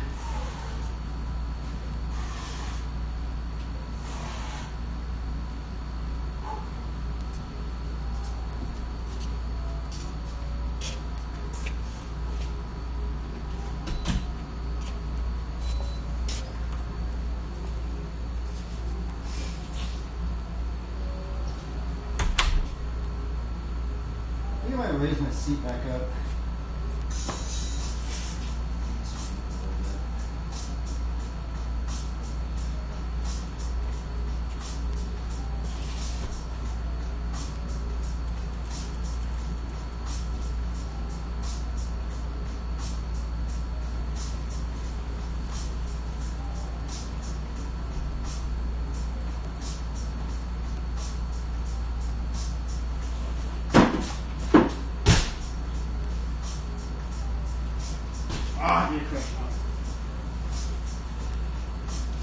I don't like doing correction hops. Especially like after the first part, maybe like if I did a really hard line, but if it's like something simple like that, I'm just gonna restart it.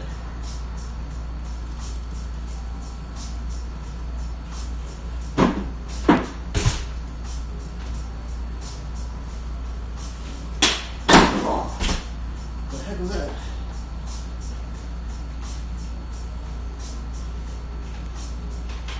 I think I'm breaking this hub. This hub's like, it like skipped right there.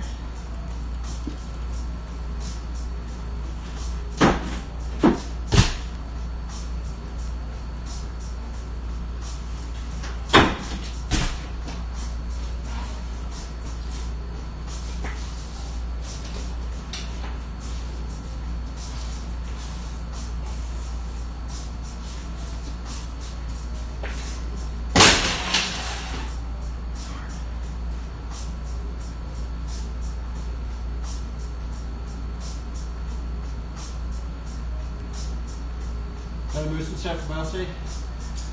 Have a good one, dude. Thanks for tuning in.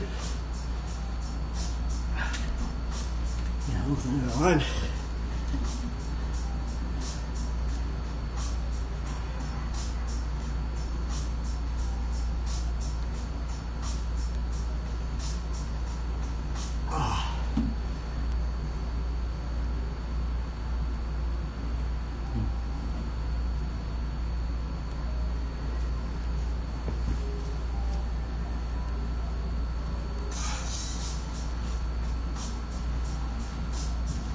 Thanks, dude.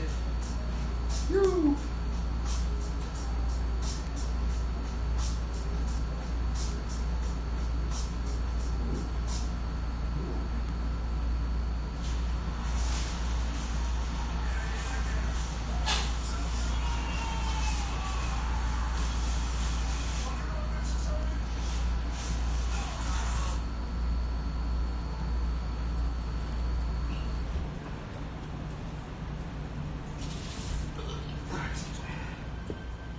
Can we get a 5 whip today?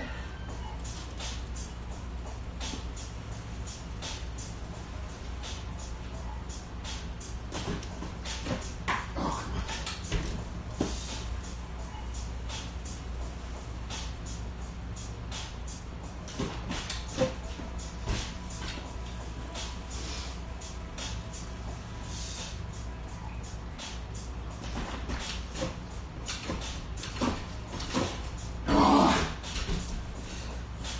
He's got a fiber right there.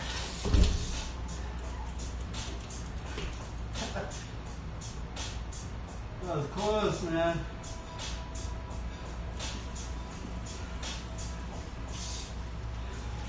I should have just went with the floor, the quad.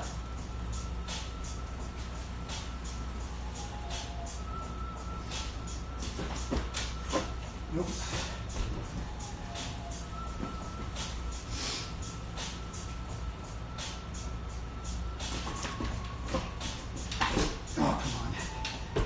You can't mess up. It's weird. You have to have like that tempo too. It's just like doosh, doosh, doosh, doosh, doosh, doosh, doosh, doosh.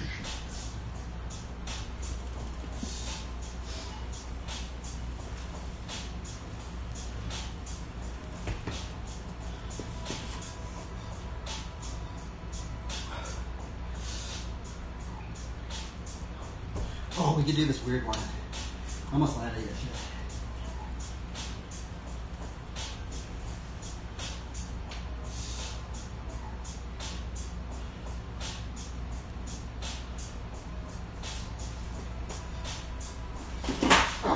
So glad I wore that knife. I would have got sure.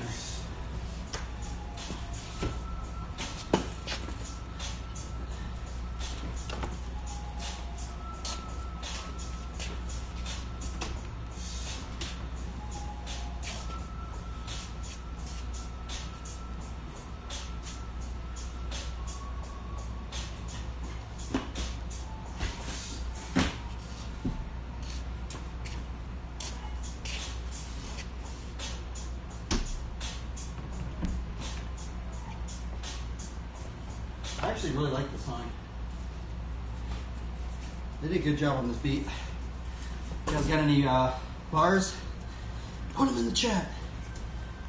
I'm always interested in people, what words people use.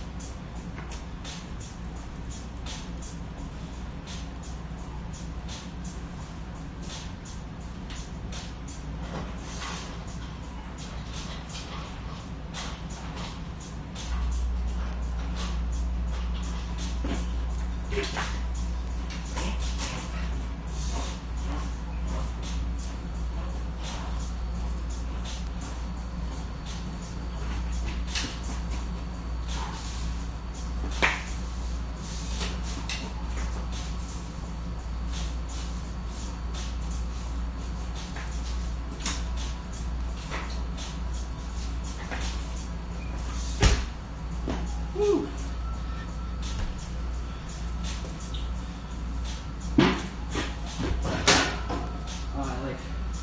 Didn't get it really good, but the brew line of the day. That was super sketchy, but at least I lined it.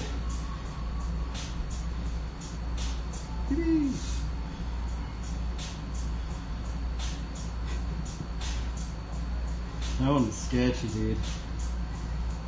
I need to redo it. It's gonna take me like 20 tries, I bet, though.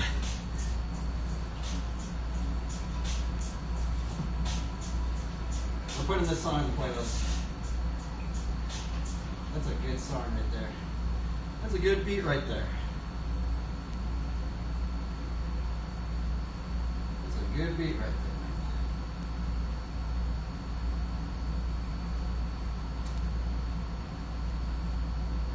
What is this?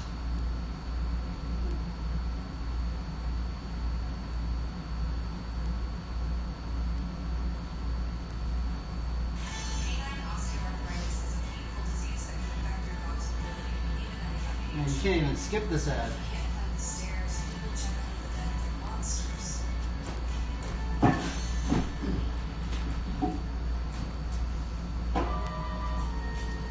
like this beat.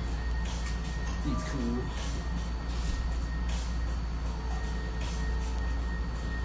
Should we do some trial riding? Let's do some trials.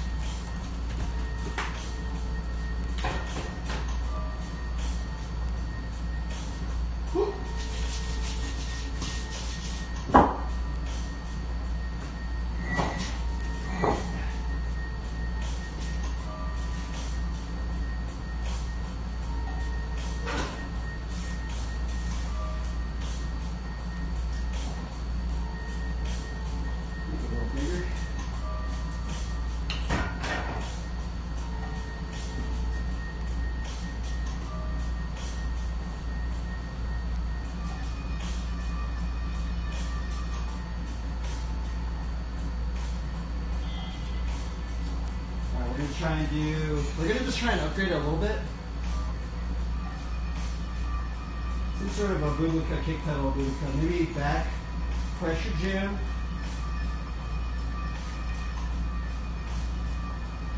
Something.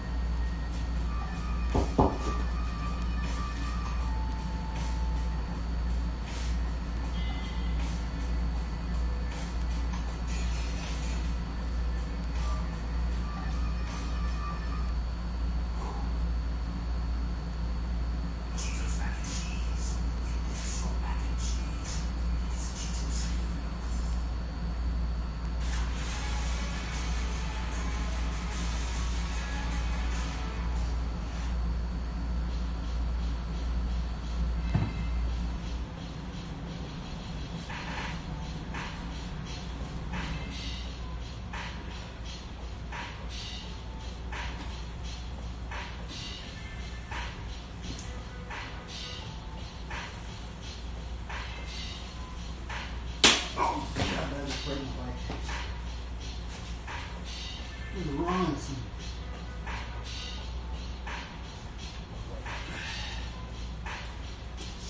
Dude, I think I'm breaking this hub.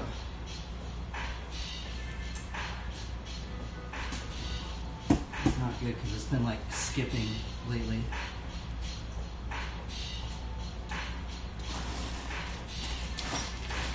I just dropped this hub. I think I maybe just have to tighten the chain. Hopefully that's it.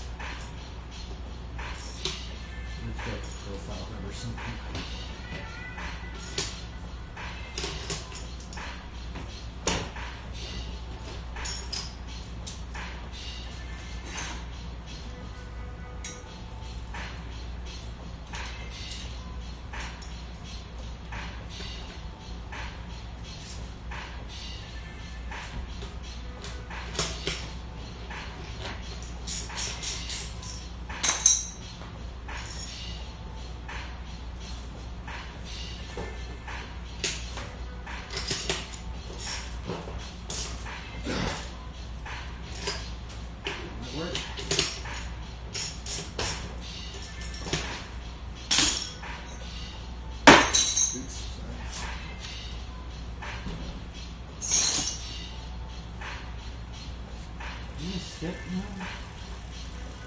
You've been messing up the internal cassette or something in the freewheel.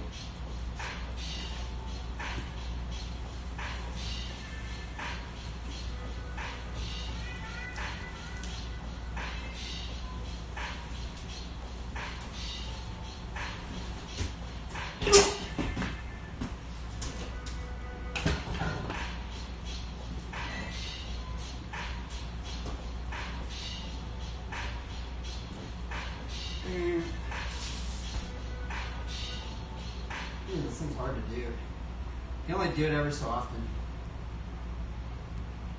I guess I haven't learned the technique correctly. You just gotta time it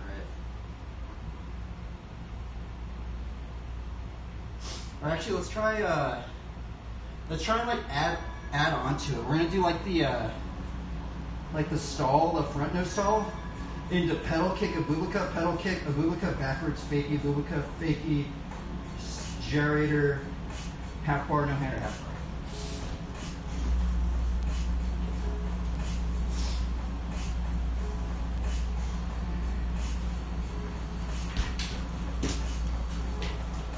Oh, that's close.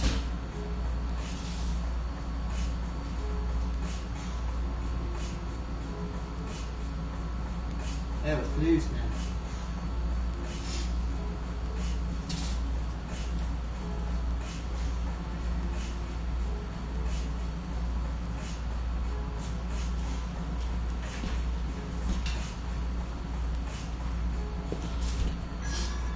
It's hard not to do the little correction hops like the trials riders do.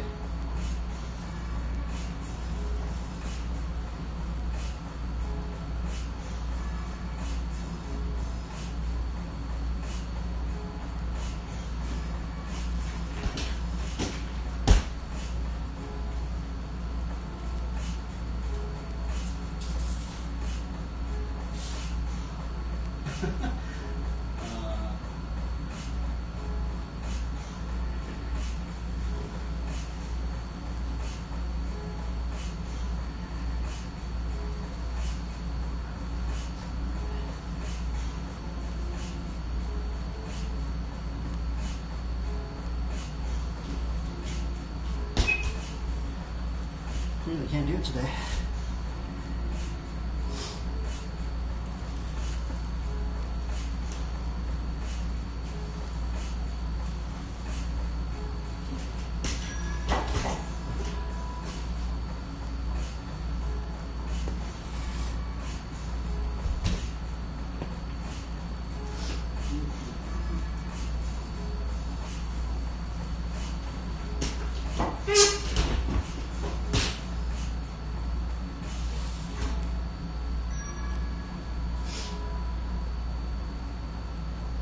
Playing a game of chance on that thing.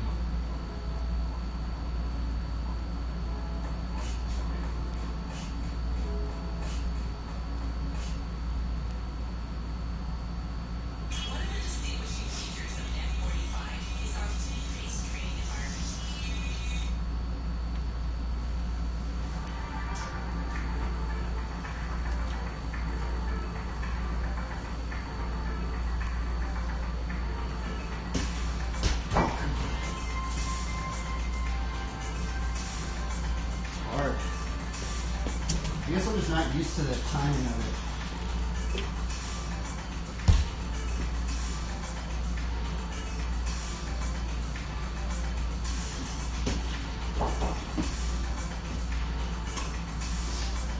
Alright, we're moving on. Things hard today. I don't know why I can't do it today.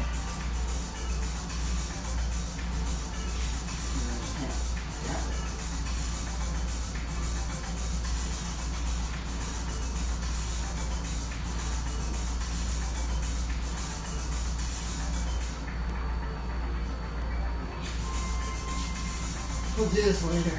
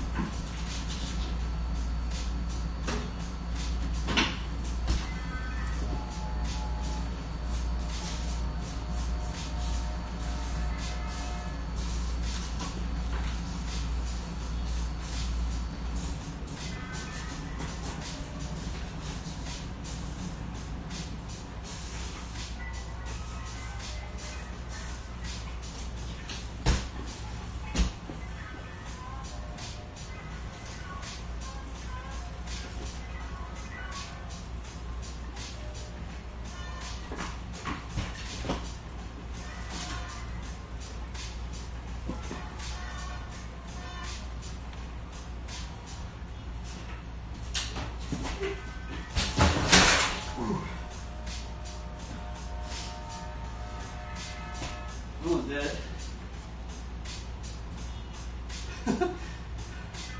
Darn it. I was so close.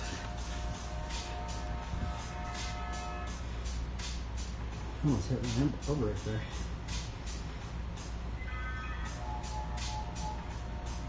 Whee! We landed another line.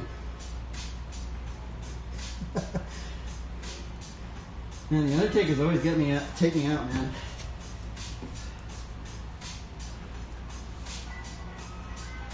Line 2.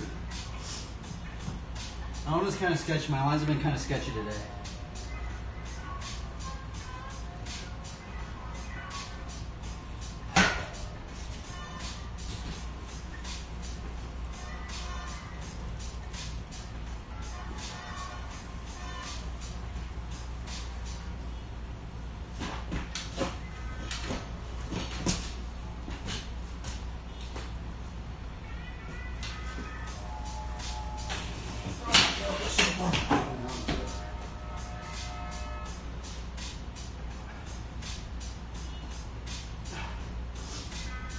Okay, line up. Let's listen to some happy music. Ferrero Rocher chocolate bar, crunchy hazelnuts, smooth chocolate. Ferrero Rocher.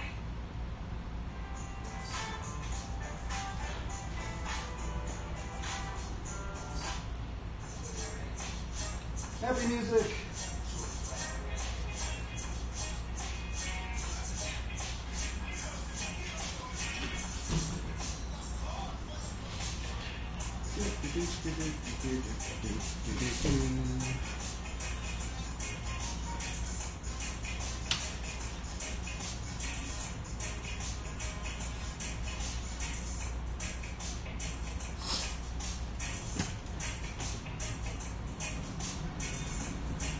Oh, I know a new line we could do.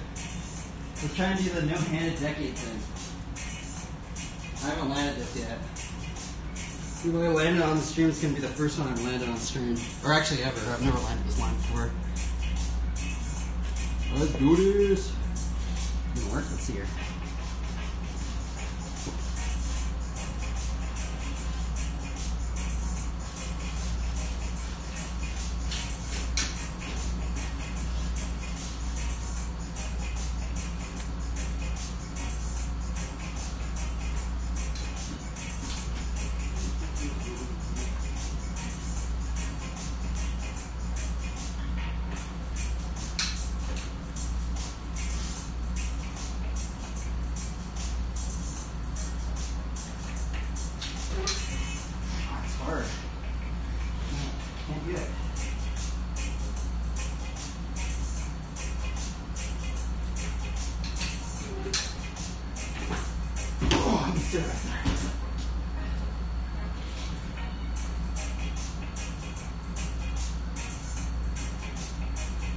Darn.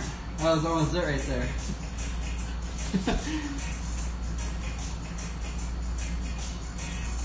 It's like hard to like do the no-hander and then grab the brakes at the right like point.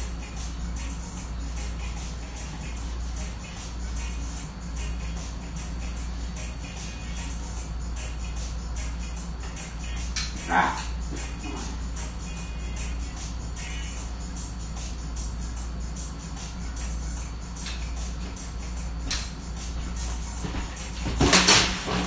That was almost it right there.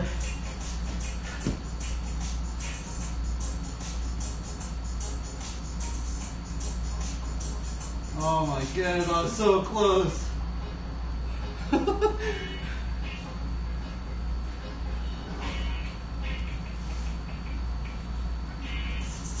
That was like too close for comfort, man. I've never landed this, so I'm pretty stoked. That's probably the closest I've ever been landing it.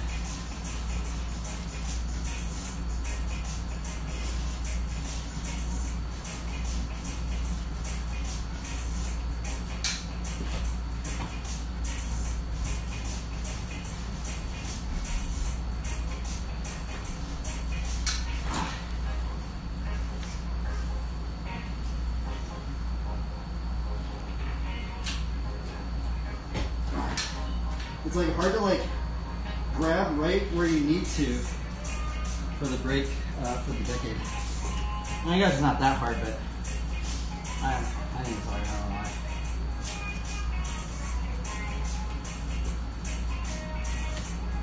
Back. Let go. I'm trying to do I think it's a rocket. It's a rocket endo to rocket tail tap or rocket endo, rocket tail tap, no hander to endo decade. That's actually what we're trying.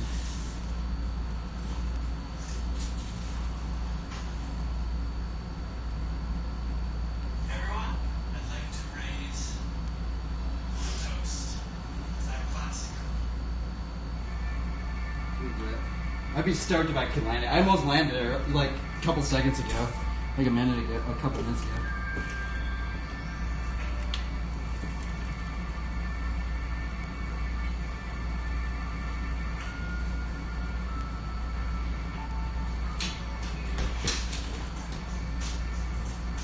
You're gonna give up. Let's just move on. I feel like that one that I should have just landed that one I was about to land. Like.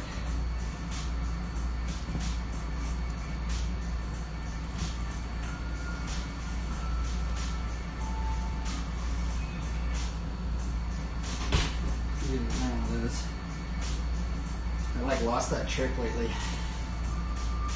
we're glad.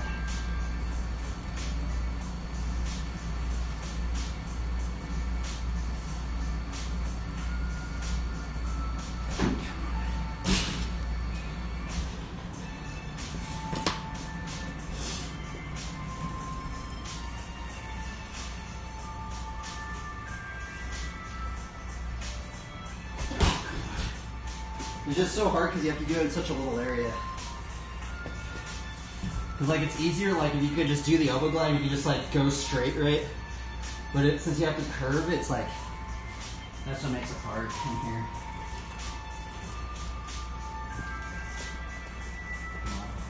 I haven't landed one in like a month.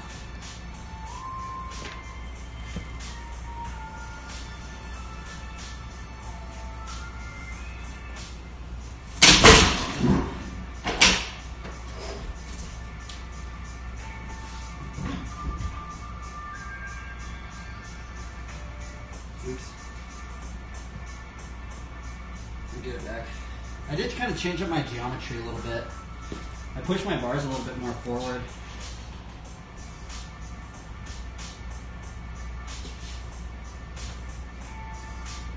I pushed my bars a little bit more forward. I lowered my seat a little bit.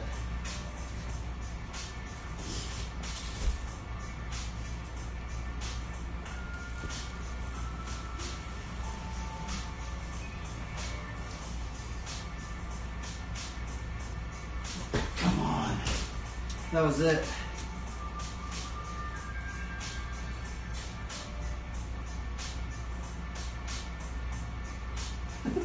Fudge. That was close. That's like how my flatland journey's been. Like, I get so close to these landing these darn tricks, and like right at the end, I can't land it. Let's move on. Let's do the backyard no-hander. Body barrel.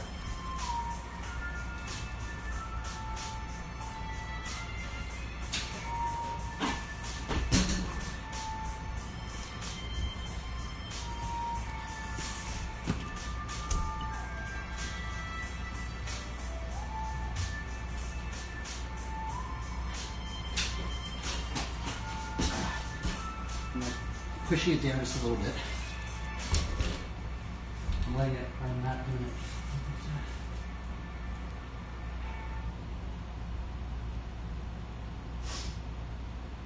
So David Goyer calls me and goes, hey, we're doing the amazing Batman and iconography.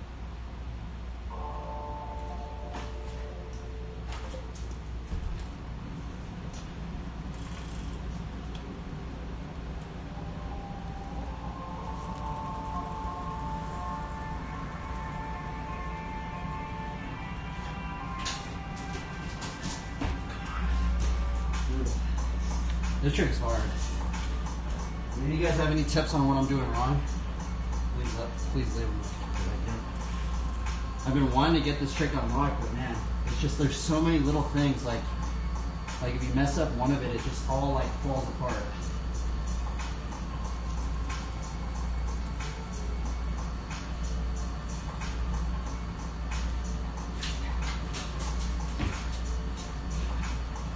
You just have to get it just right. It might be my seat now. I might have to change my geometry.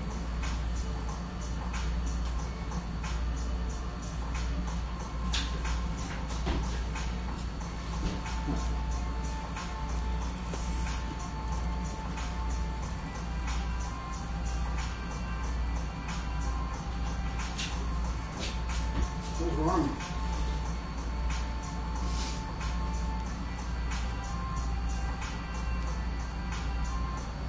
Weird. Normally I can get into it better.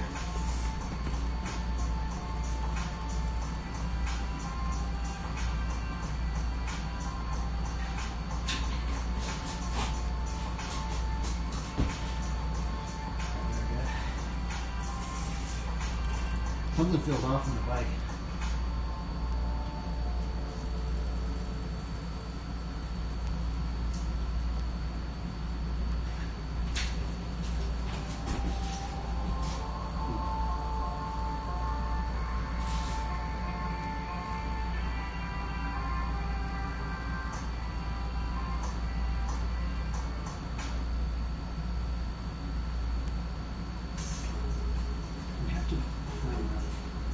It's kind of why I don't like change my geometry up, because like I think it just like kind of messed that trick up.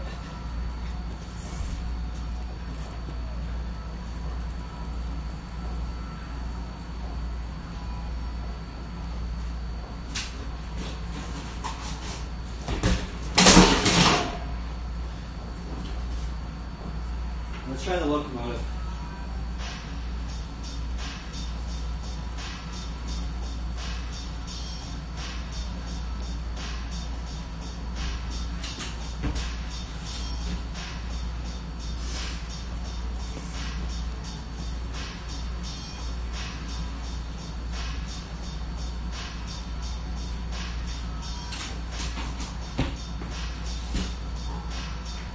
Sounds hard.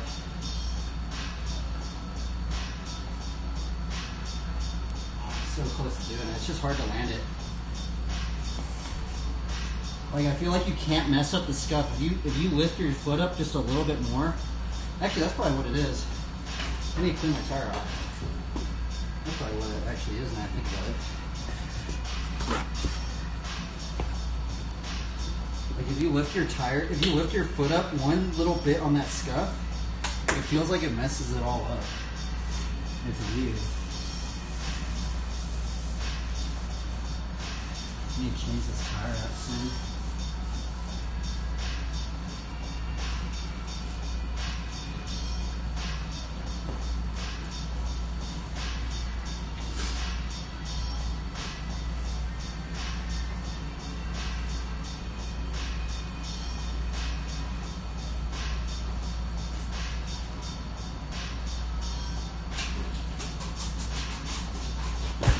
Yep, I think that was it.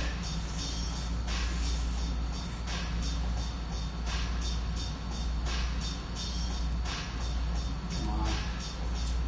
That was it right there, huh?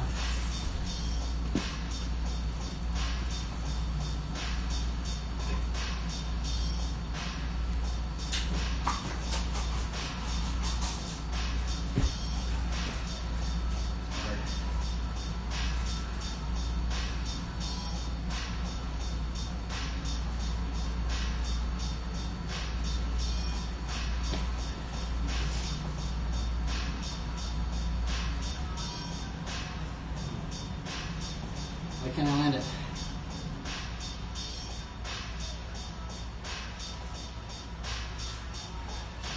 I'm just keep switching it up. It's just kind of weird that there's people watching. Because normally if there's like not many viewers, I'm just like tackling the trick over and over and over and over again. But since there's a bunch of people watching, I guess I'm just going to switch it up so it's not as boring.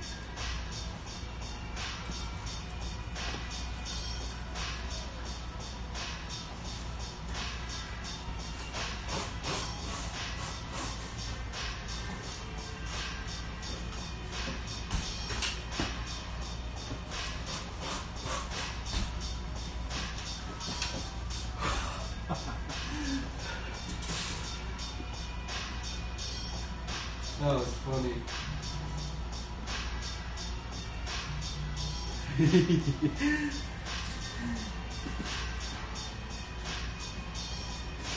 Funny little bum bum.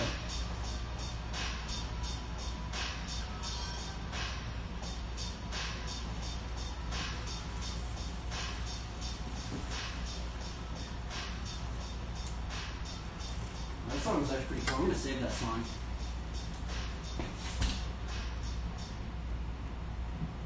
You should be doing the same every day? Yeah.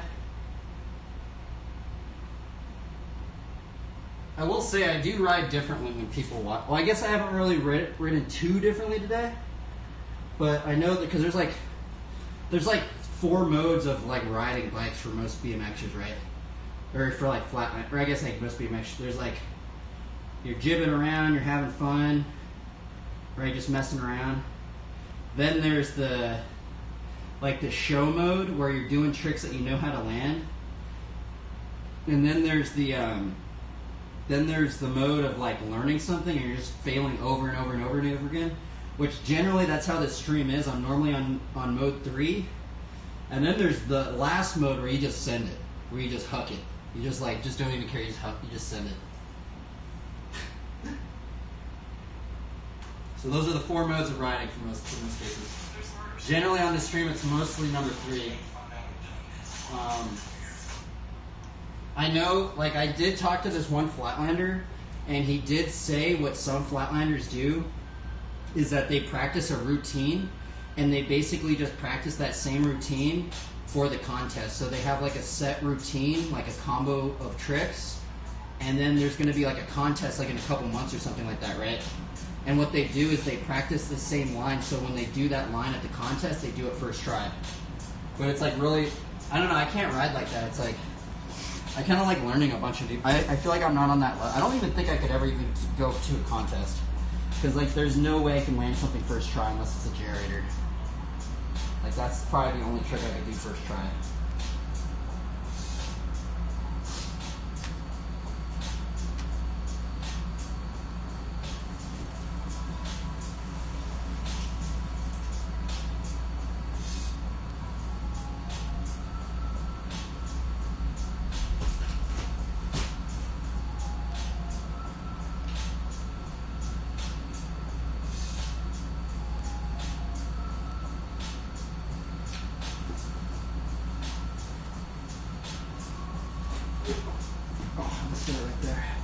Lost it.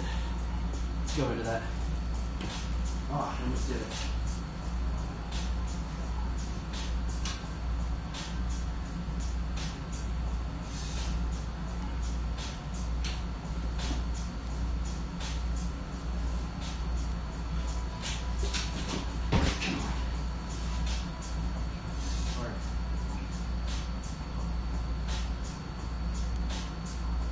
Comes muscle memory. I don't know, huh? What about this trick? I haven't landed this. I like lost this trick too. The what should we call it? Turbine steamroller.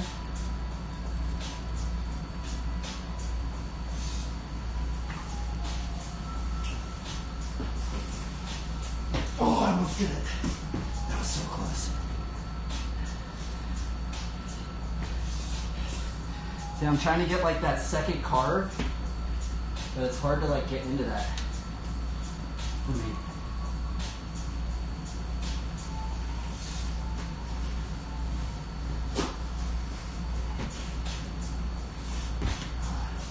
It's hard for me.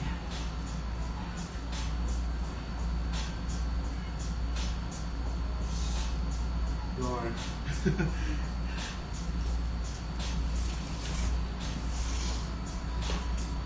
What else can we do today?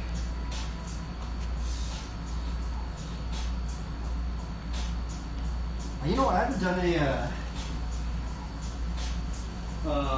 fire hydrant decade track stand. Wow.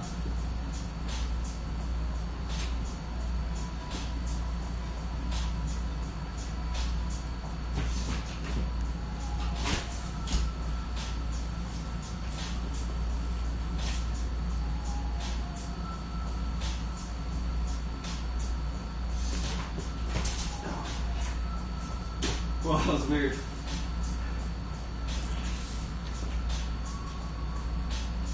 That song is cool, man. I really like that song. I know that song is probably pretty cheesy for most people, but the song just sounded. I don't know, something about that beat was cool. At IHOP, we're cooking up more than pancakes with our new menu featuring waffles, biscuits, burger.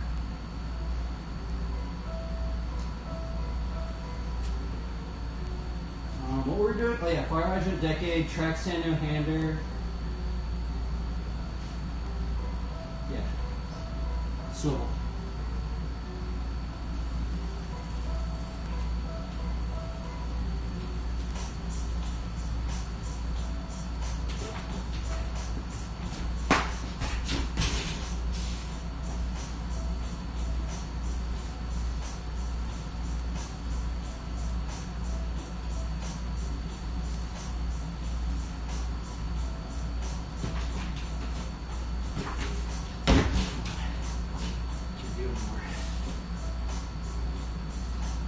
I should have it straight on.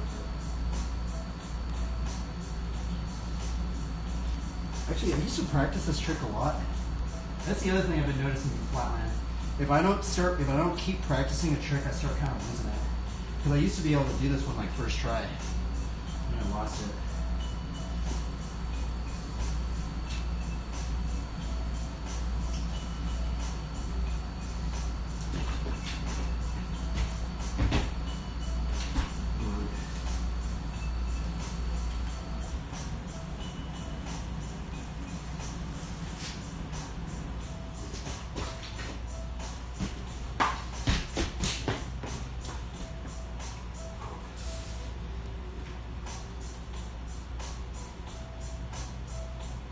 Look, right there, dude.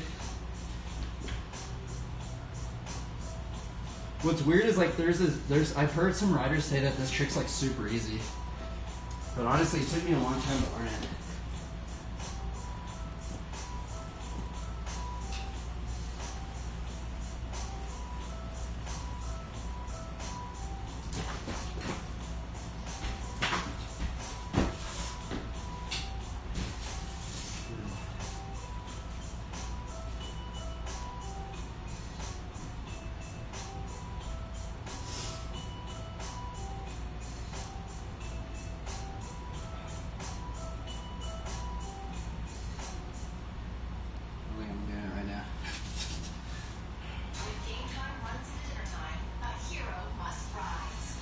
Hero must rise.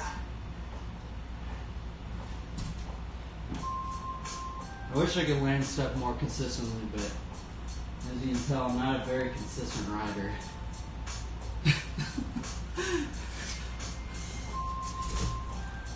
Okay, what about a 5-whip? Can we get a 5-whip today? That's like the daily goal. Every single day I'm trying to get a 5-whip, but I never can get one.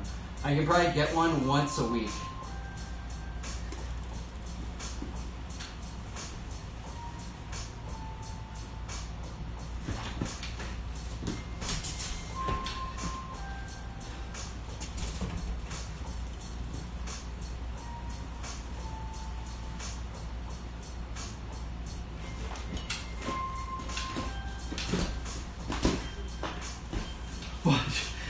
nipple. I hesitated.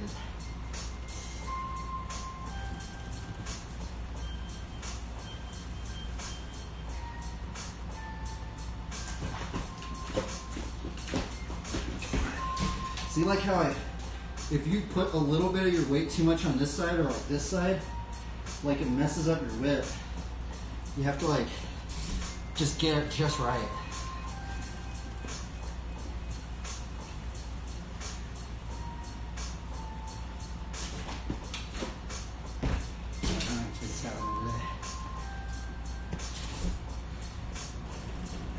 We're moving on.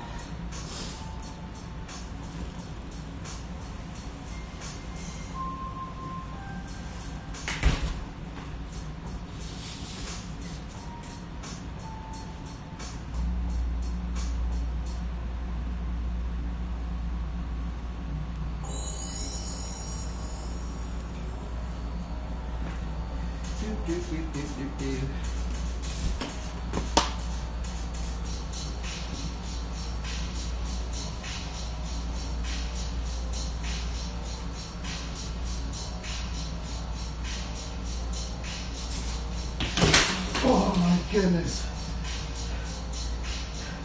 That was it.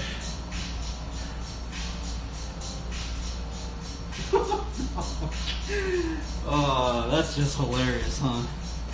I almost landed right there.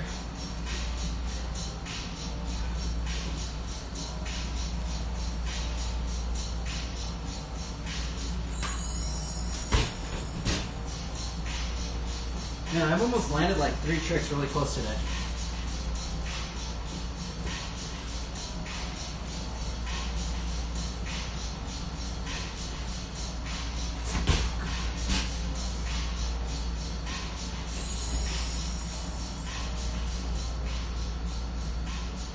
That one's fun though. You may have consistency, but yeah, no ACL. That is true. I'm actually glad you brought that up because I kind of forgot I don't have an ACL. But we can ride flatland. And if you're out there you don't have an ACL, you can ride flatland. Well, hopefully you can, depending on, I guess, how damaged your other parts of your knee are.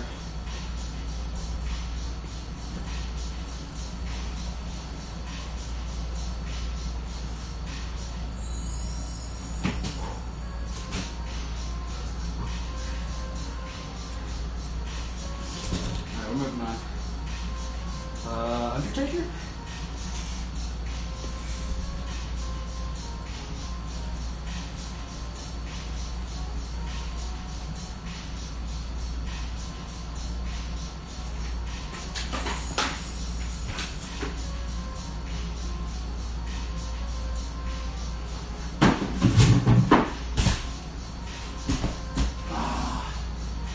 Oh well.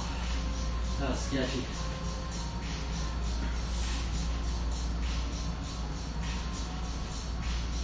That would have been a cool line.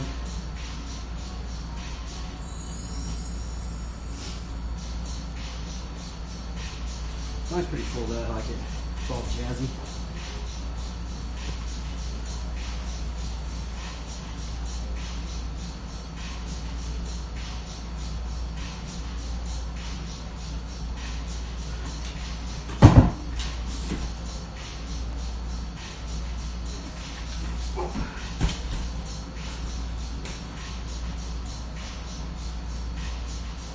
I haven't done that one in a while.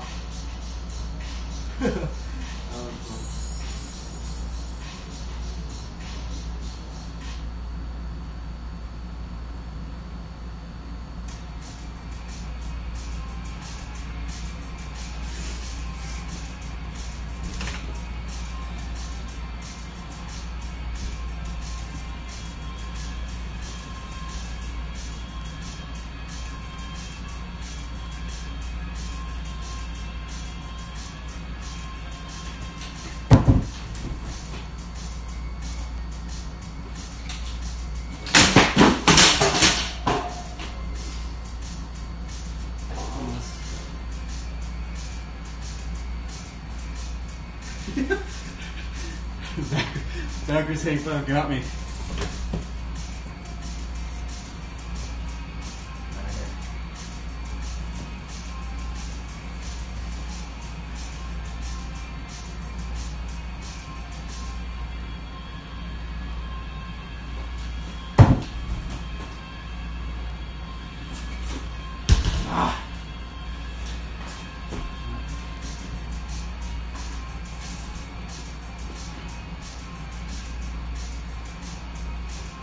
No cigar.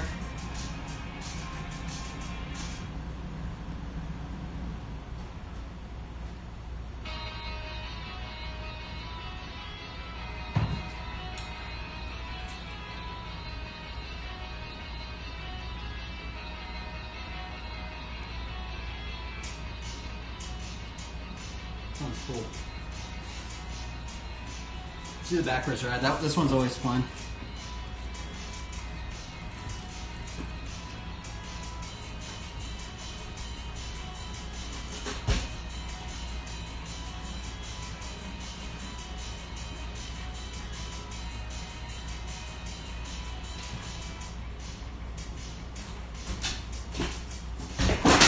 Oh, fuck. Yeah, like stuck.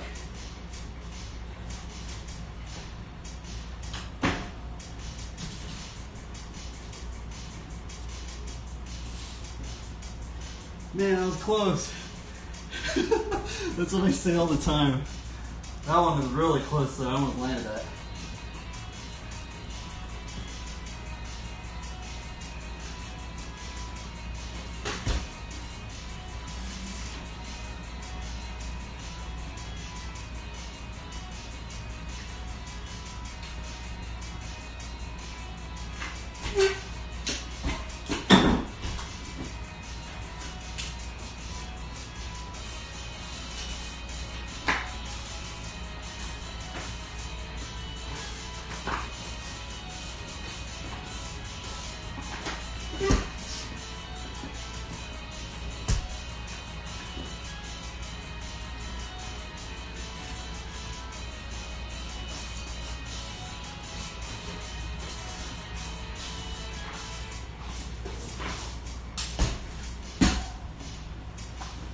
Phew. That was fun.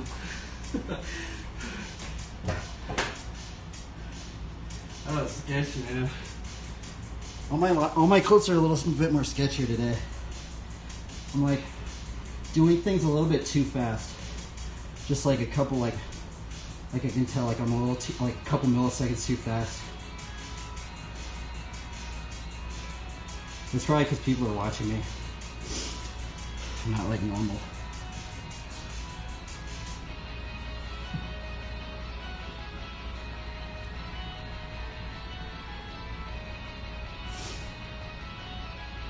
That's the third clip of the day.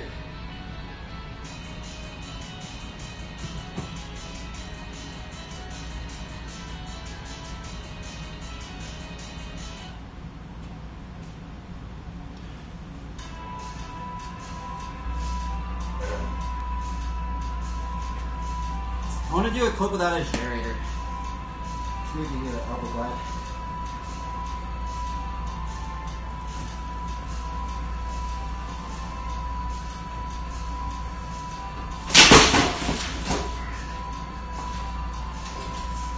Dude, this trick's been beating me up today.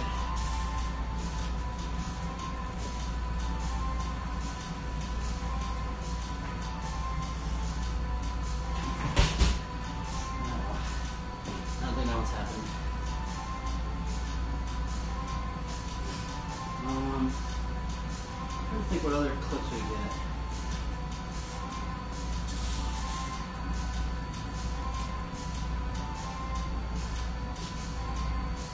We get a... No, that's another generator clip. Maybe a funky chicken clip. Funky chicken, funky chicken.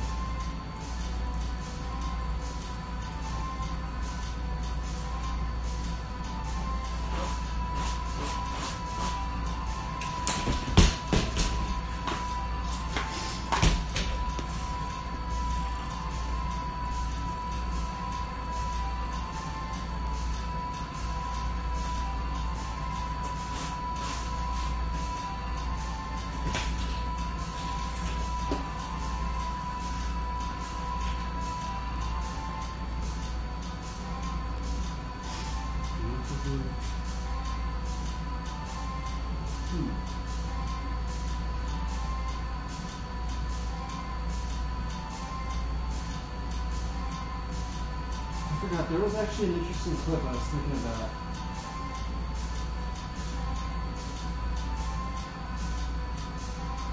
Oh, yeah, that one.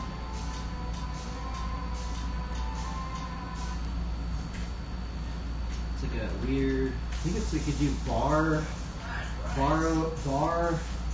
tail tap, no hander.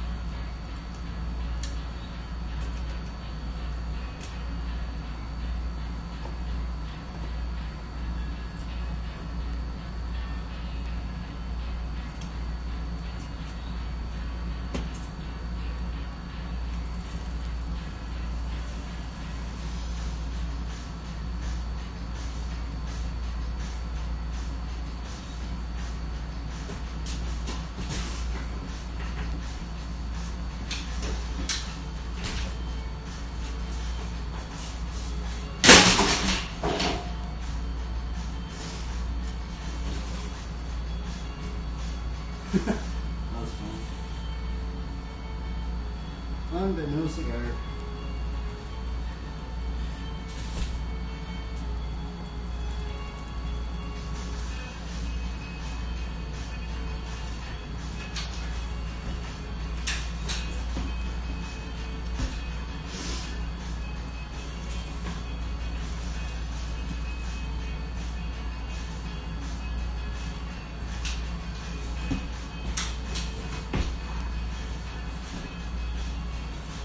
You're skipping on me. I gotta clean my rim.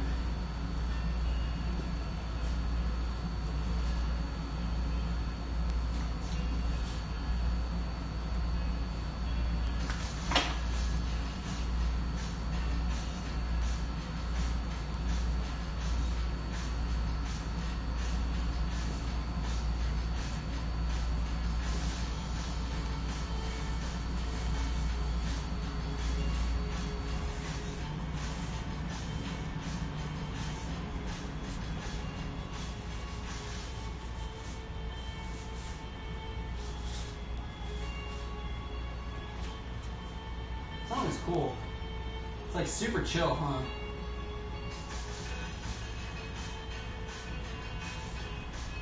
It's super chill.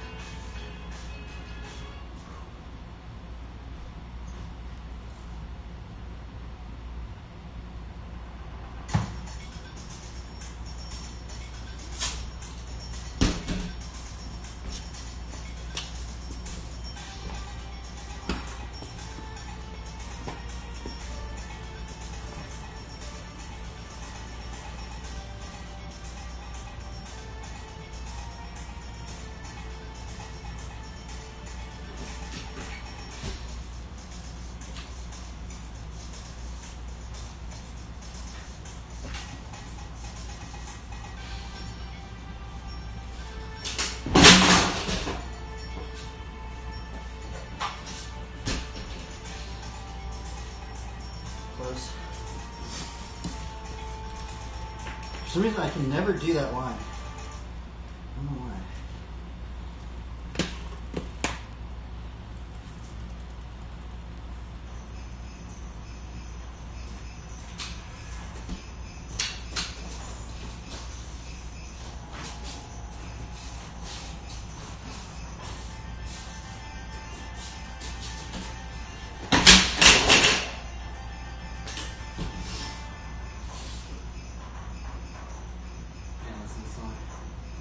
Man, I'm like losing it today.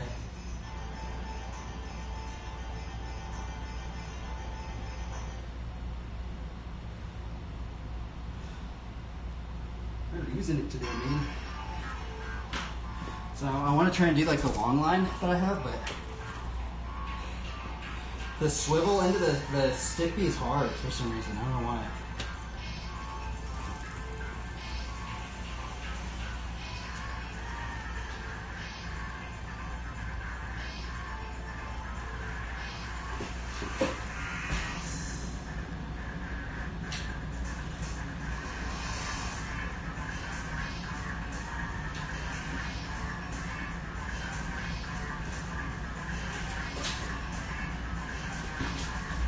Almost did it.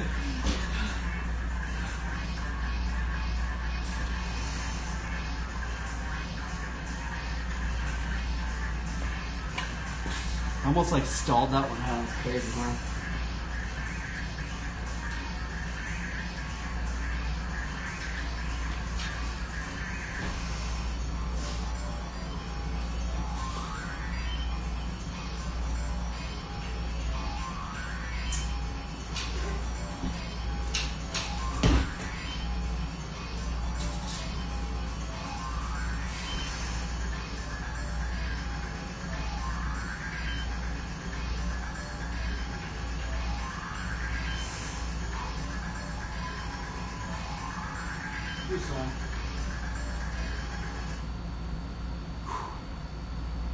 You almost had your first and last fire hydrant.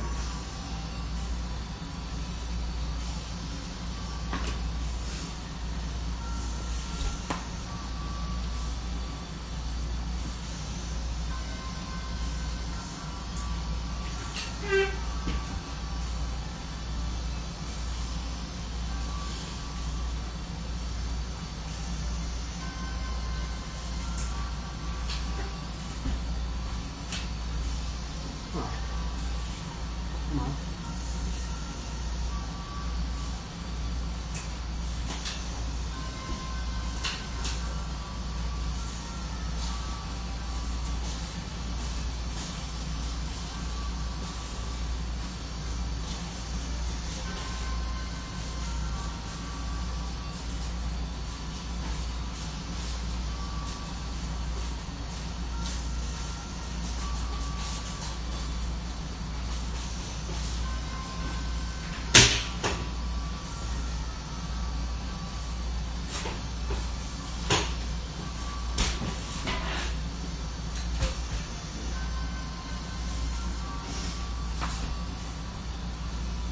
The upside down tail whip. I think that's kind of like a show. It's actually kind of hard for me to land. It's kind of cheesy. It's a cheesy trick, but right now it's like the only thing I can really combo the stick beat with other things, right? The upside down tail whip. It's just so it's just hard for me to like land it. Like everything, kind of. 5-foot?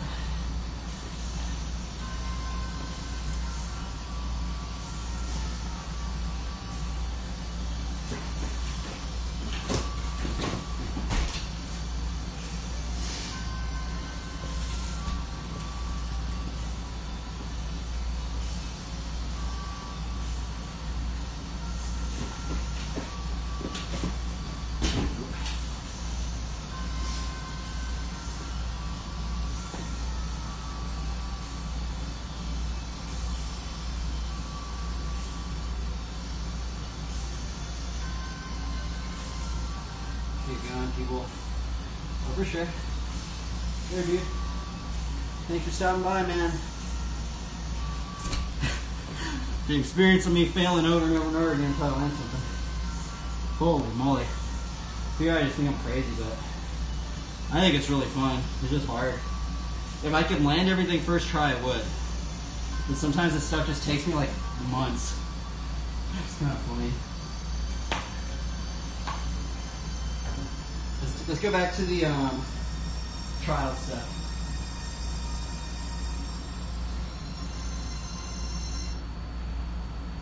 Get a trial line. Hey, it's me, your dry skin. I'm craving something. The ceramide, the essential ceramide cells restore water barriers. Okay. Ceramide moisturizers. Tractor Spot's different from other stores. We are friends and we're family. Just go to the store like go. We also do outside.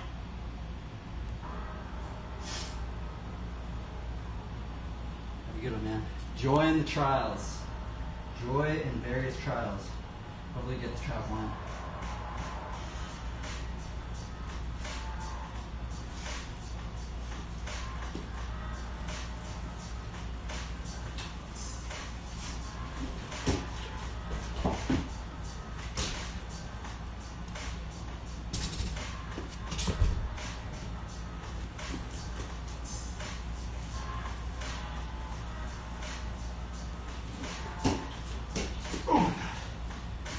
That was it.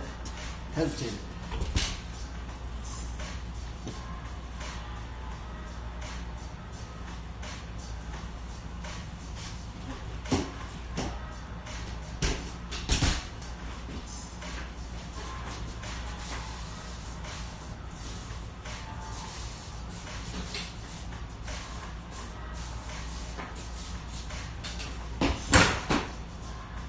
That was it.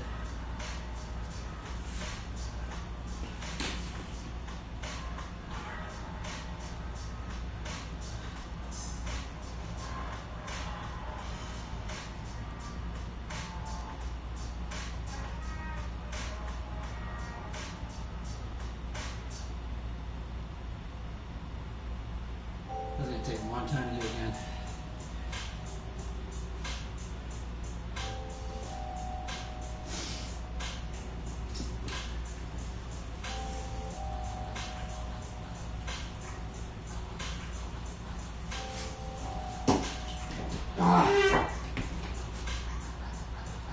If you get that timing off just a little bit, it doesn't work.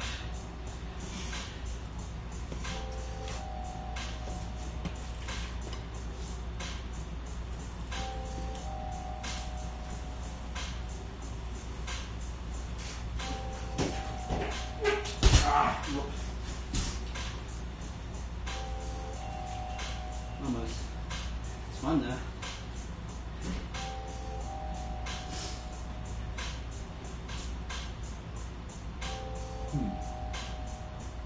Try an upgrade. I've already done that line. Let's see if we could do like the nose stall. TE, pedal kick a bubblica, pedal kick a bubblica, fakey a bubblica, fakey pressure jam.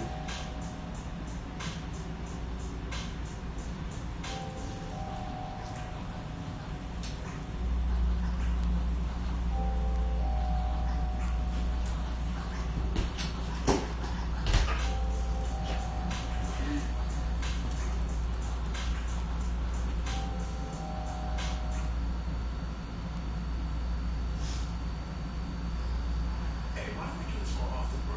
3, 2, 1. You and me. Choco, choco.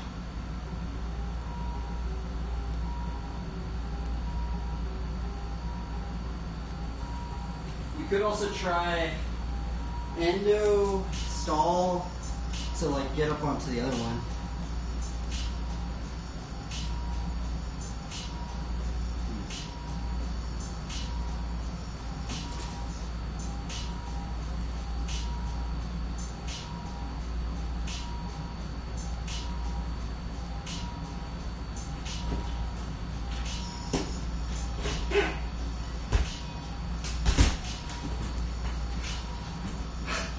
That was funny.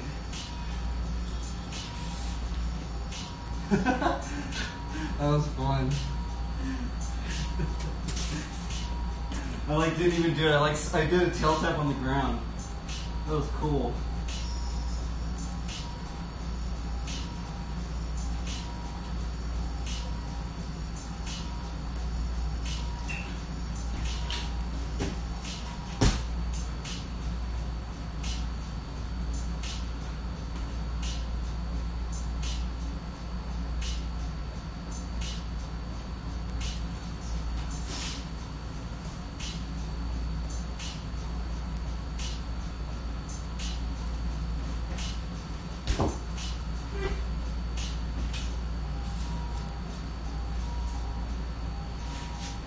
Here, check this one. This one's gonna be interesting.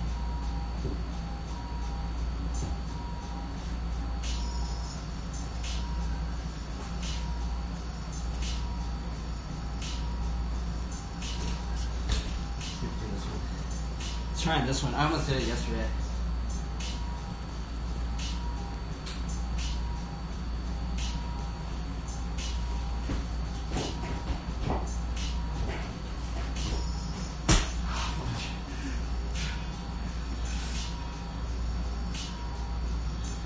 That's fun. I think it's fun. Super cheesy, oh well. I guess as long as your hands are good.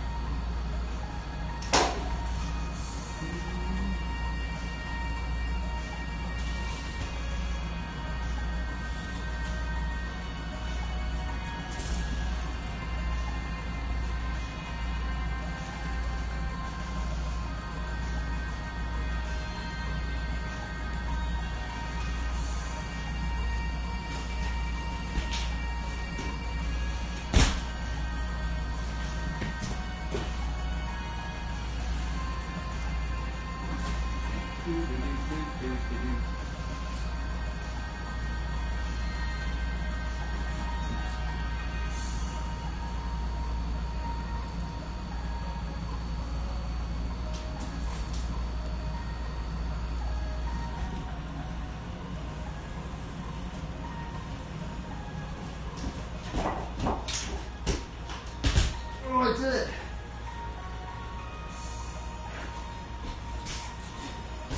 Oh, that was cool.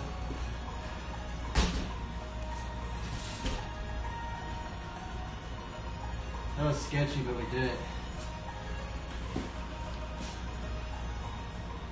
I wonder what else we could do from that.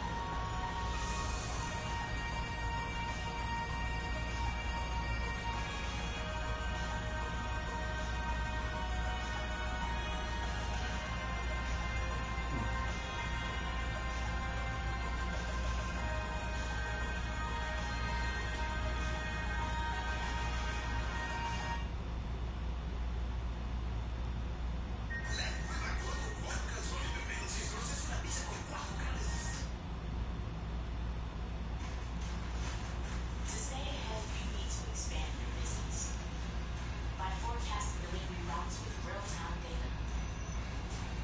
With the most experience in the cloud, imagine how AWS can transform your business.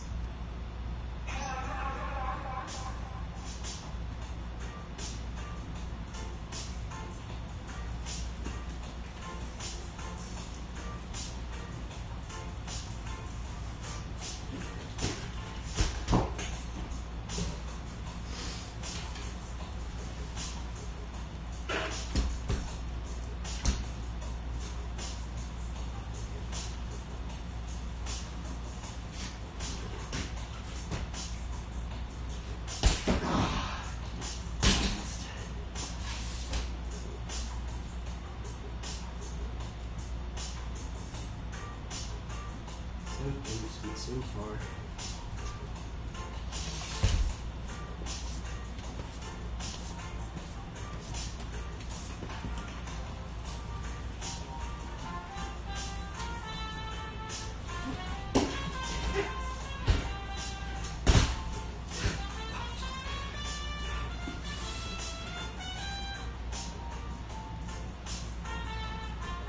Yeah, that just tires you out.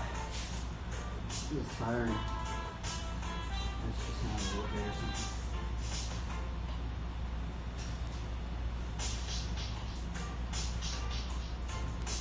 Sounds cool though.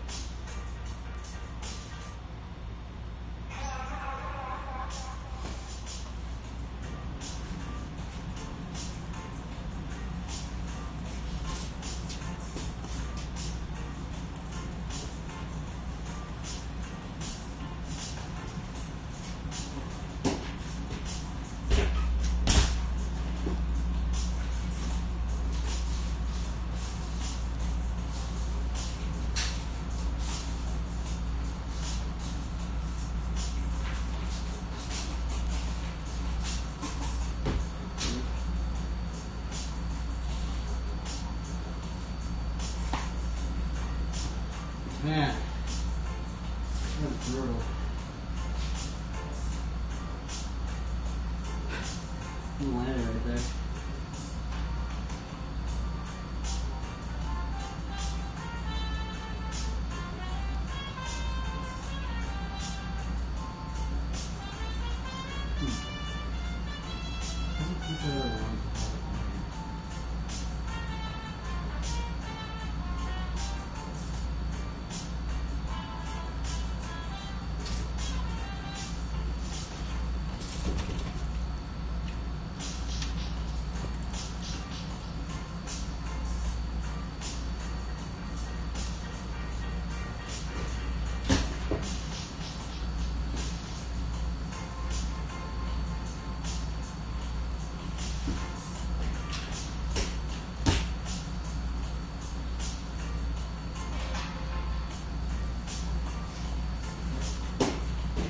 Oh, I almost did the line. That's the trials line right there.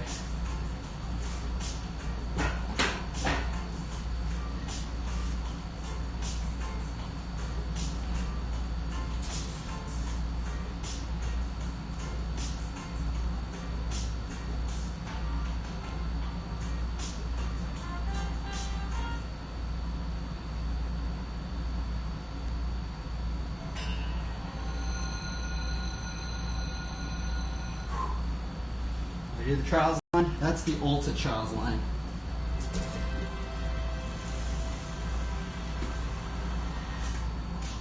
That'd be cool.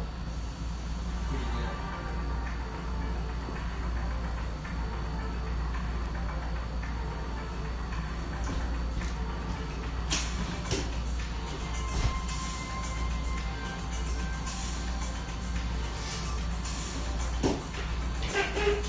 Oh, I almost did it.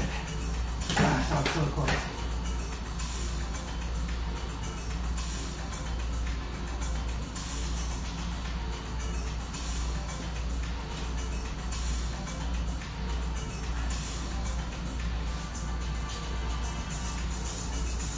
That was fun. That's actually like generally just really fun to do.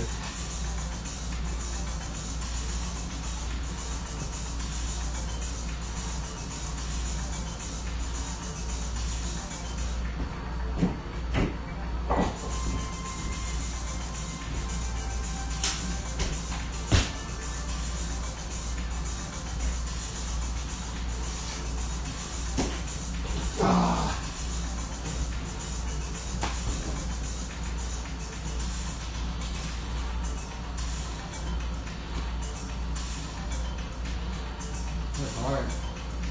I'm just not used to it.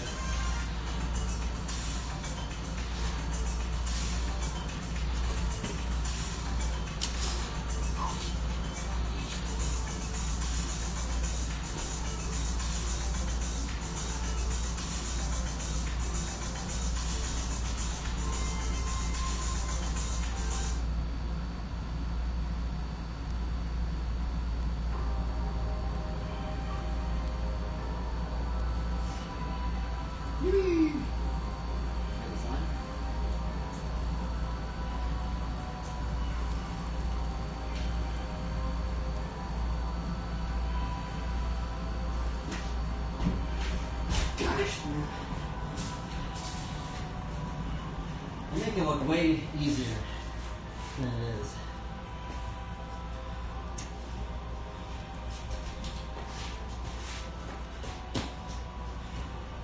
They make it look way easy, man. They're doing it on rails and stuff. You can do it on the curb.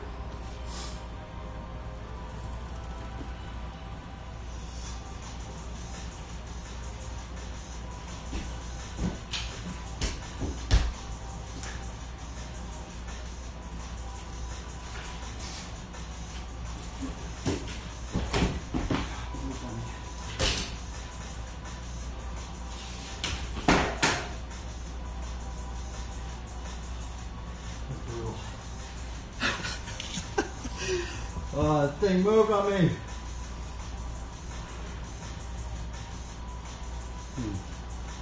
I don't know if that line is worth the energy it's taking me to do it.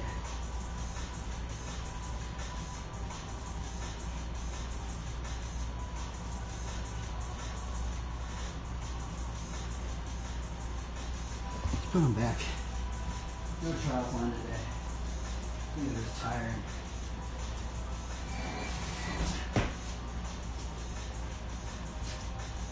Problem is, this thing's move on me.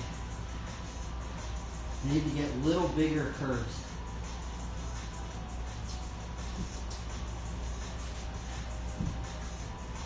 Okay. You can do backwards manual training.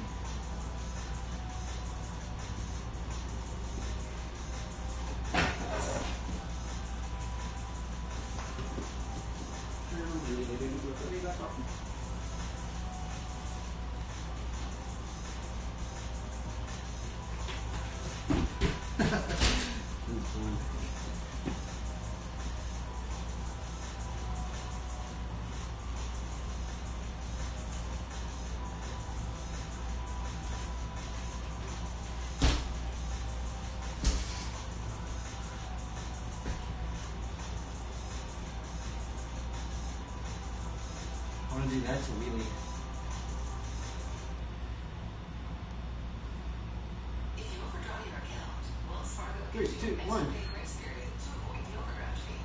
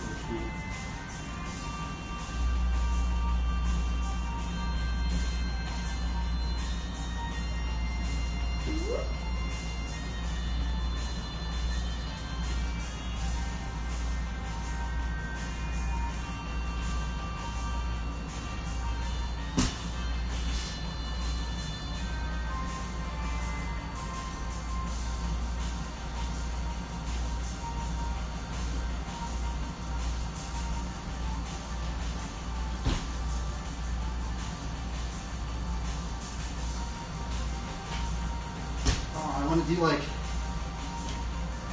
backwards manual, wheelie. Somehow backwards manual, wheelie, backwards manual.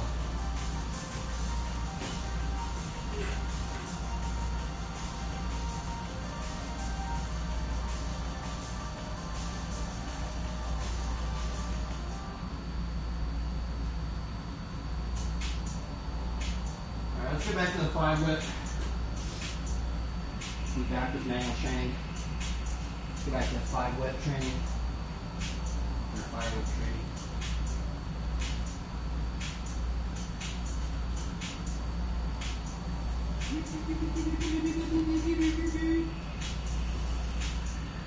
Actually, wait. Okay, that's good.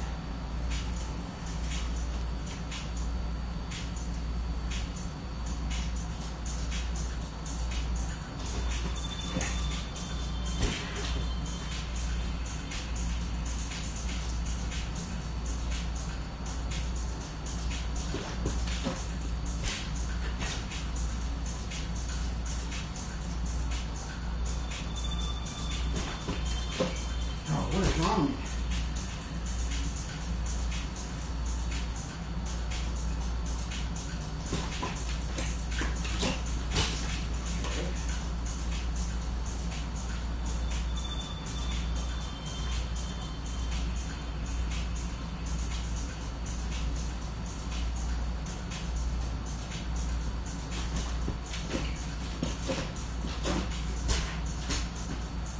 Triple. We're going to go up increments of 1.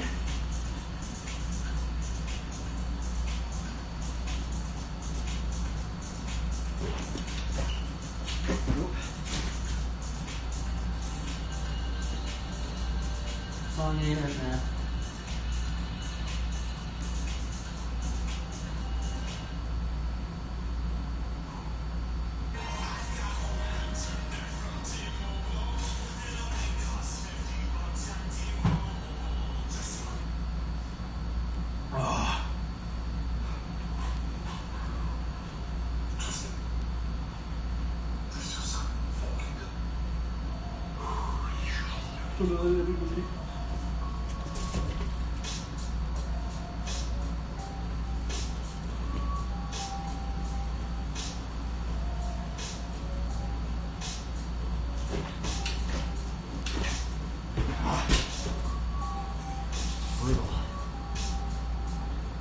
Man, how did people get this trick on lock, dude? That is insane. This trick is so inconsistent for me.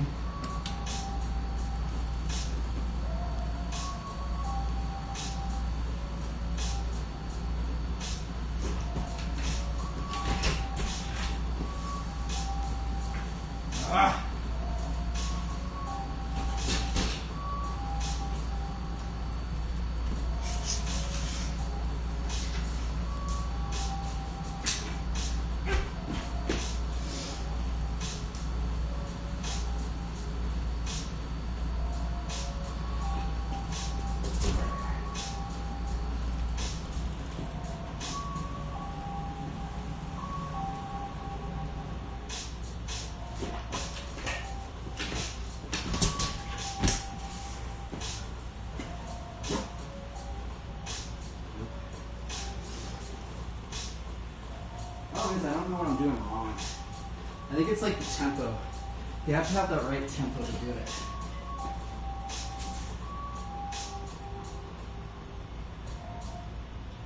You need to be on that like right, like play it like an instrument or something.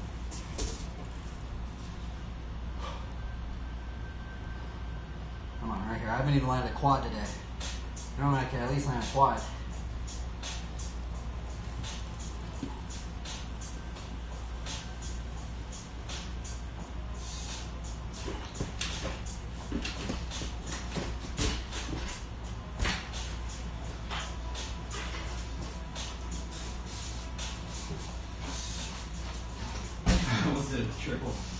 Triple bar.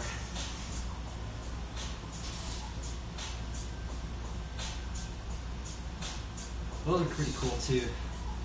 When you land like triple whip to triple bar. Pretty fun.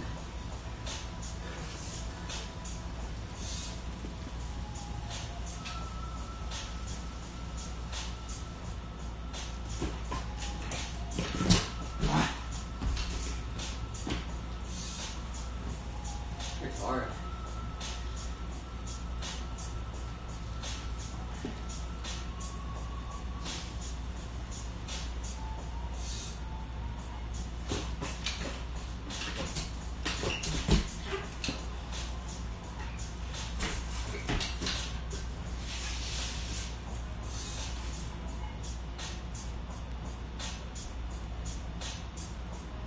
For some reason I can't get past through today.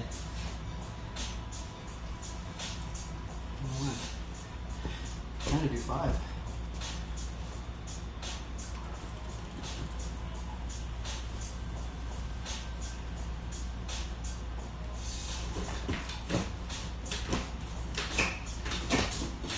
Oh, you kidding me?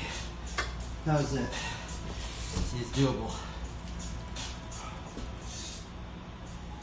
Oh my goodness.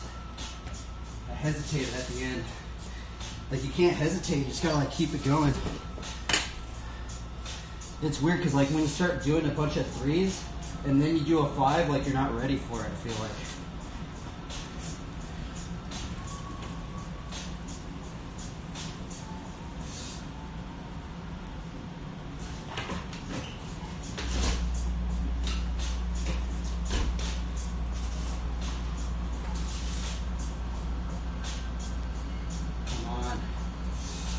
Did it. This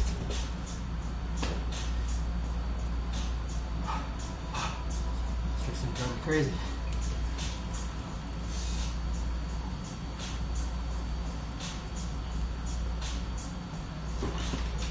Give up.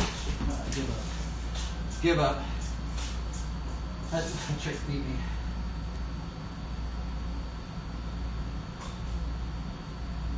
I give up. Fire whip 1 today. Cookies and cream not Hershey's. This triggered something crunchy. Cream. Fire whip 1 today. Move me up.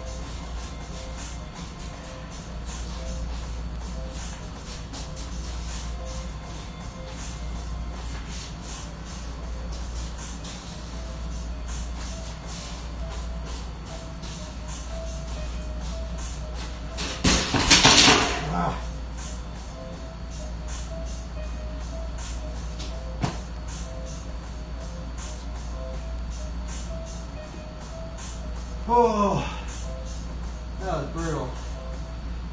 If I would have landed that one, that would have been so like clean. Like that one was like pretty clean right there, but man, landing that trick is just like, this is hard for me. Washing feet. You should wash people's feet. As the Lord washed feet. It's interesting verse. I gotta think about humility. I had a 25-foot tape measure need cleaning. What in the hell? I thought you were talking about the Bible verse.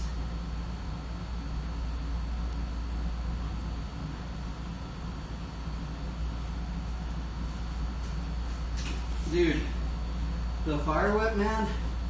Anybody out there has any tips on how to do the fire whip, bro? That trick is redonkulous.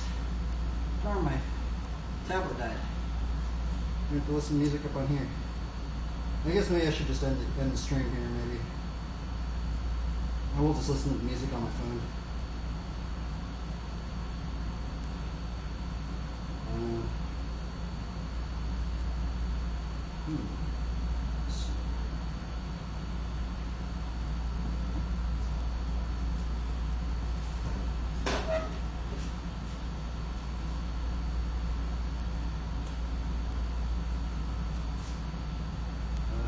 Why isn't this loading? Is that gonna load?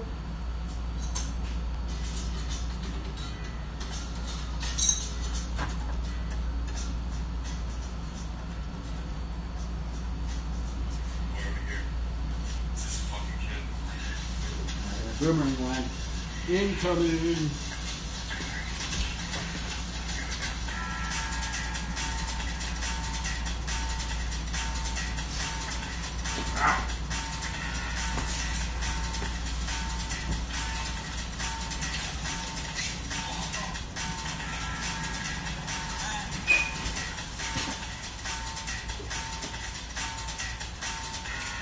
Nope, that was close.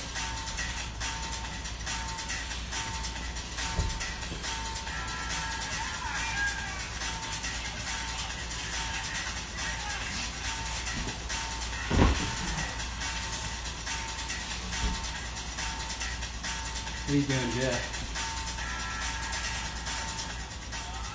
How goes it, Joe? Are there any Bible verses that have been hitting you lately? Remember, you gotta be bold as lions. The wicked flee the unknown pursuit, but the righteous are as bold as a lion.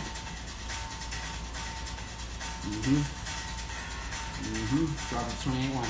Let's go.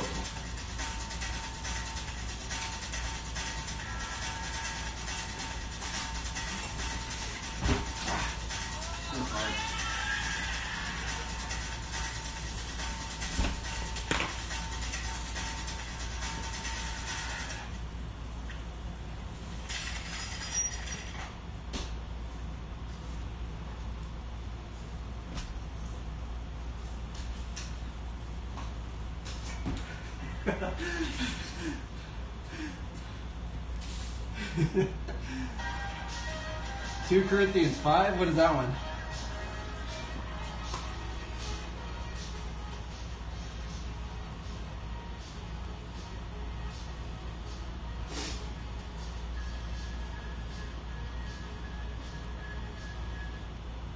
Hyperbolic time chamber. Christian living. Nice. Oh, just the entirety of 2 Corinthians 5. Okay, I see.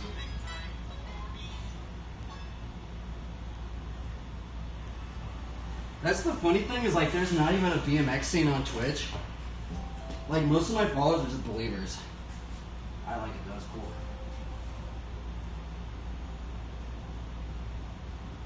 Let us build up the believers.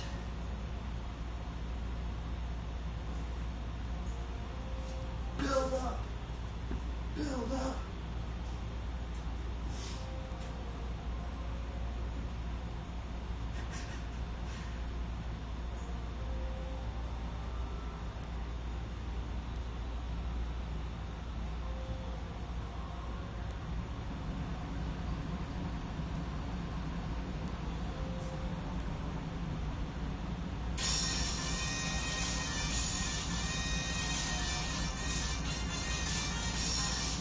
What's up, Jason? What up, brother? You. Just grind it out, man. Man, today's one of those. I actually did land like 3 lines today, but yeah, it's just been like. I like almost landed like 5 tricks today. Like I was like super close to landing like 5 tricks and I like didn't land.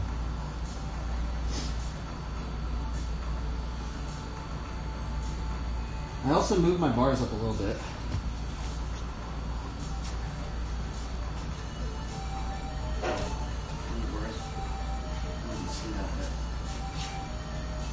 A little bit Chicago. Normally I have them like parallel to my forks, but I saw like Devin Smiley and he runs his bars just a little bit, just like a hair forward. And I was like, you know what, I kind of want to run that too.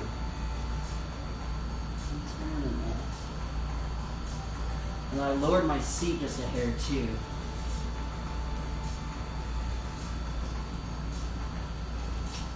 Chi-Town. What is this?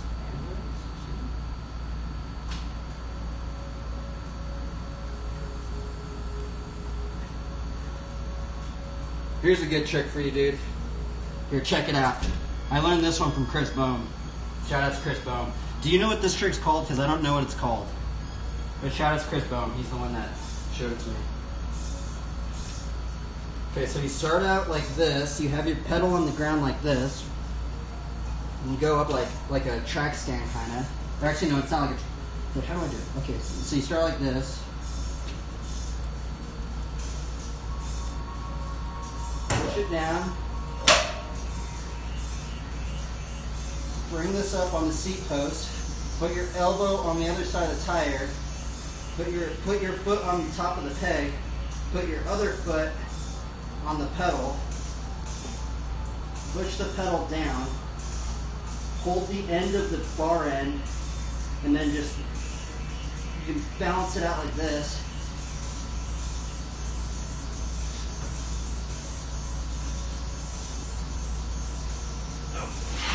Oops. Mess it up. That's how you do it.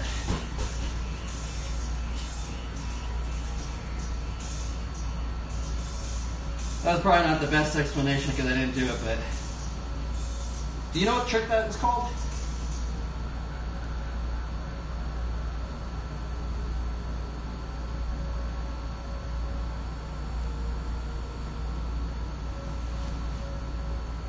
I know it's not a Nori stand because I know a Nori stand's different. I don't know if Nori made this one up, but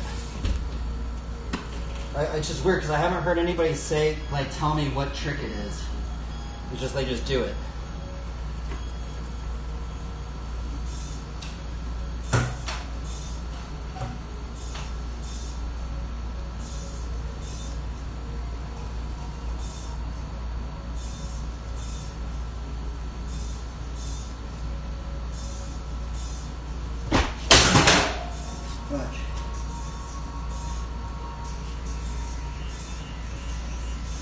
Is that a Miami hopper? I'm kind of tired. Normally I could do it, but it's kind of weird because like you do kind of have to balance it out. Like there is kind of like a balance point to it. I don't know if it is a Miami. Is it a Miami? I don't think it is a Miami hopper. I think it's something else. I'm not sure what it is. But it's cool.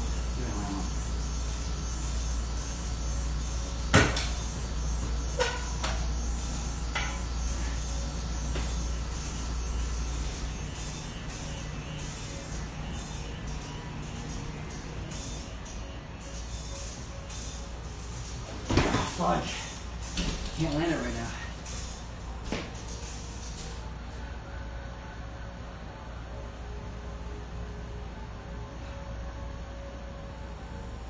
Well, I can land it, but I can't. Actually, kind of. Come on, I gotta land it.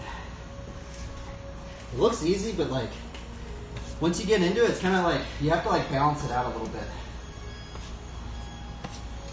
You can't have your hands sweaty.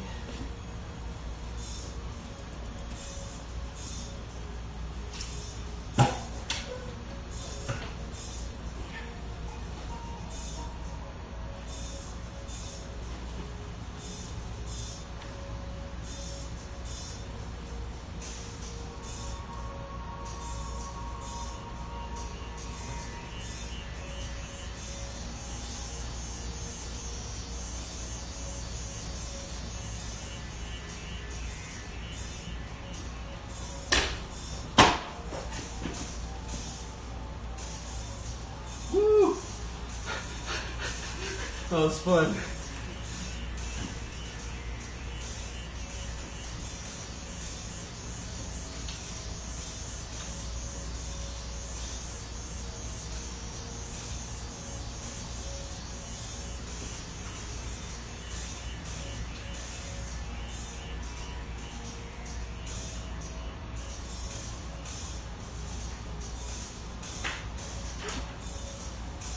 Yippee.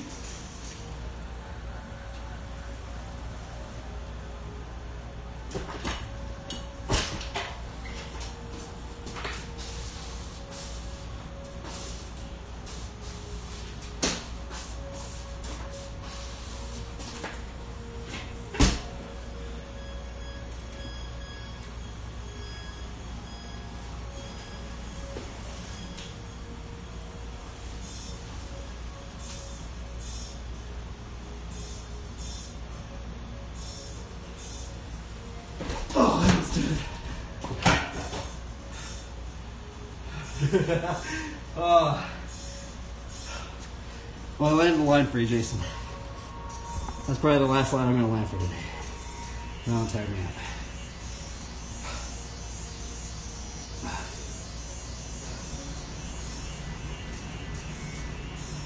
Yippee! We landed something! Yeah, it feels so good to land something. I think there is a way you can turbine that off the peg too. Oh, I think I have seen somebody. I think I saw Dave Osato. You know, Dave Osato used to do flatland. I remember seeing Dave Osato, and he did some sort of I mean, he didn't do it like up there like that, but he like turbined on his peg, kind of like in that position, in a very, very old clip. If you guys can find that clip, I'll give you brownie points if you can find it, because it's hidden. It's hidden like in the end, like of a video or something like that.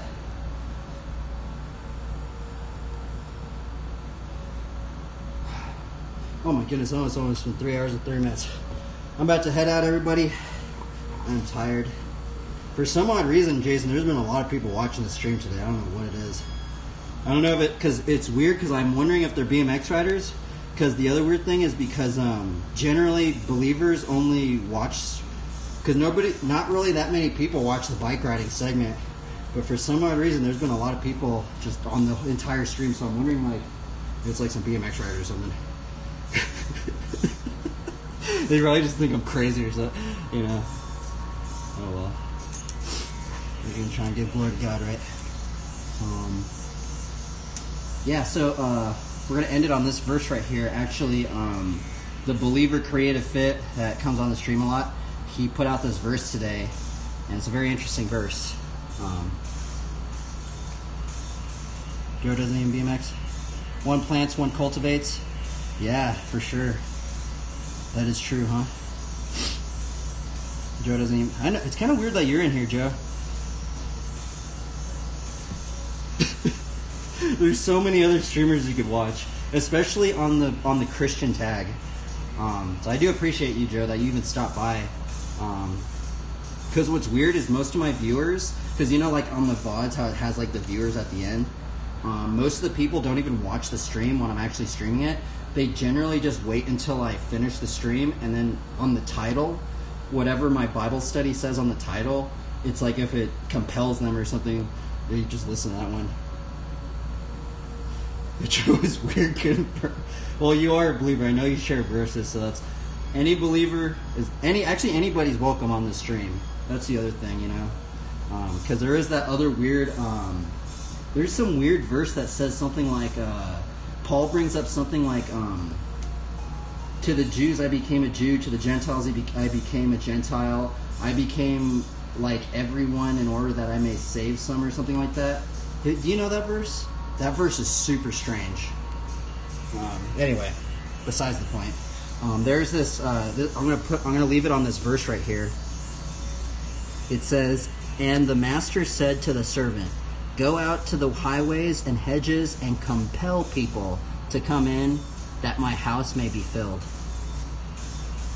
Very interesting verse. Anyway, everybody, I hope you have a good one. Continue to try your best and have fun. And hopefully, we're just going to keep building up the believers. we're going to keep seeing me fail over and over and over again. Peace out, man. Peace out, everybody. Peace out, Jason. Peace out, anybody that watches the stream. Oh yeah, by the way, today's Bible study was on the word trance. Like trance music. That was the Bible study today. It's really crazy, actually. Peace.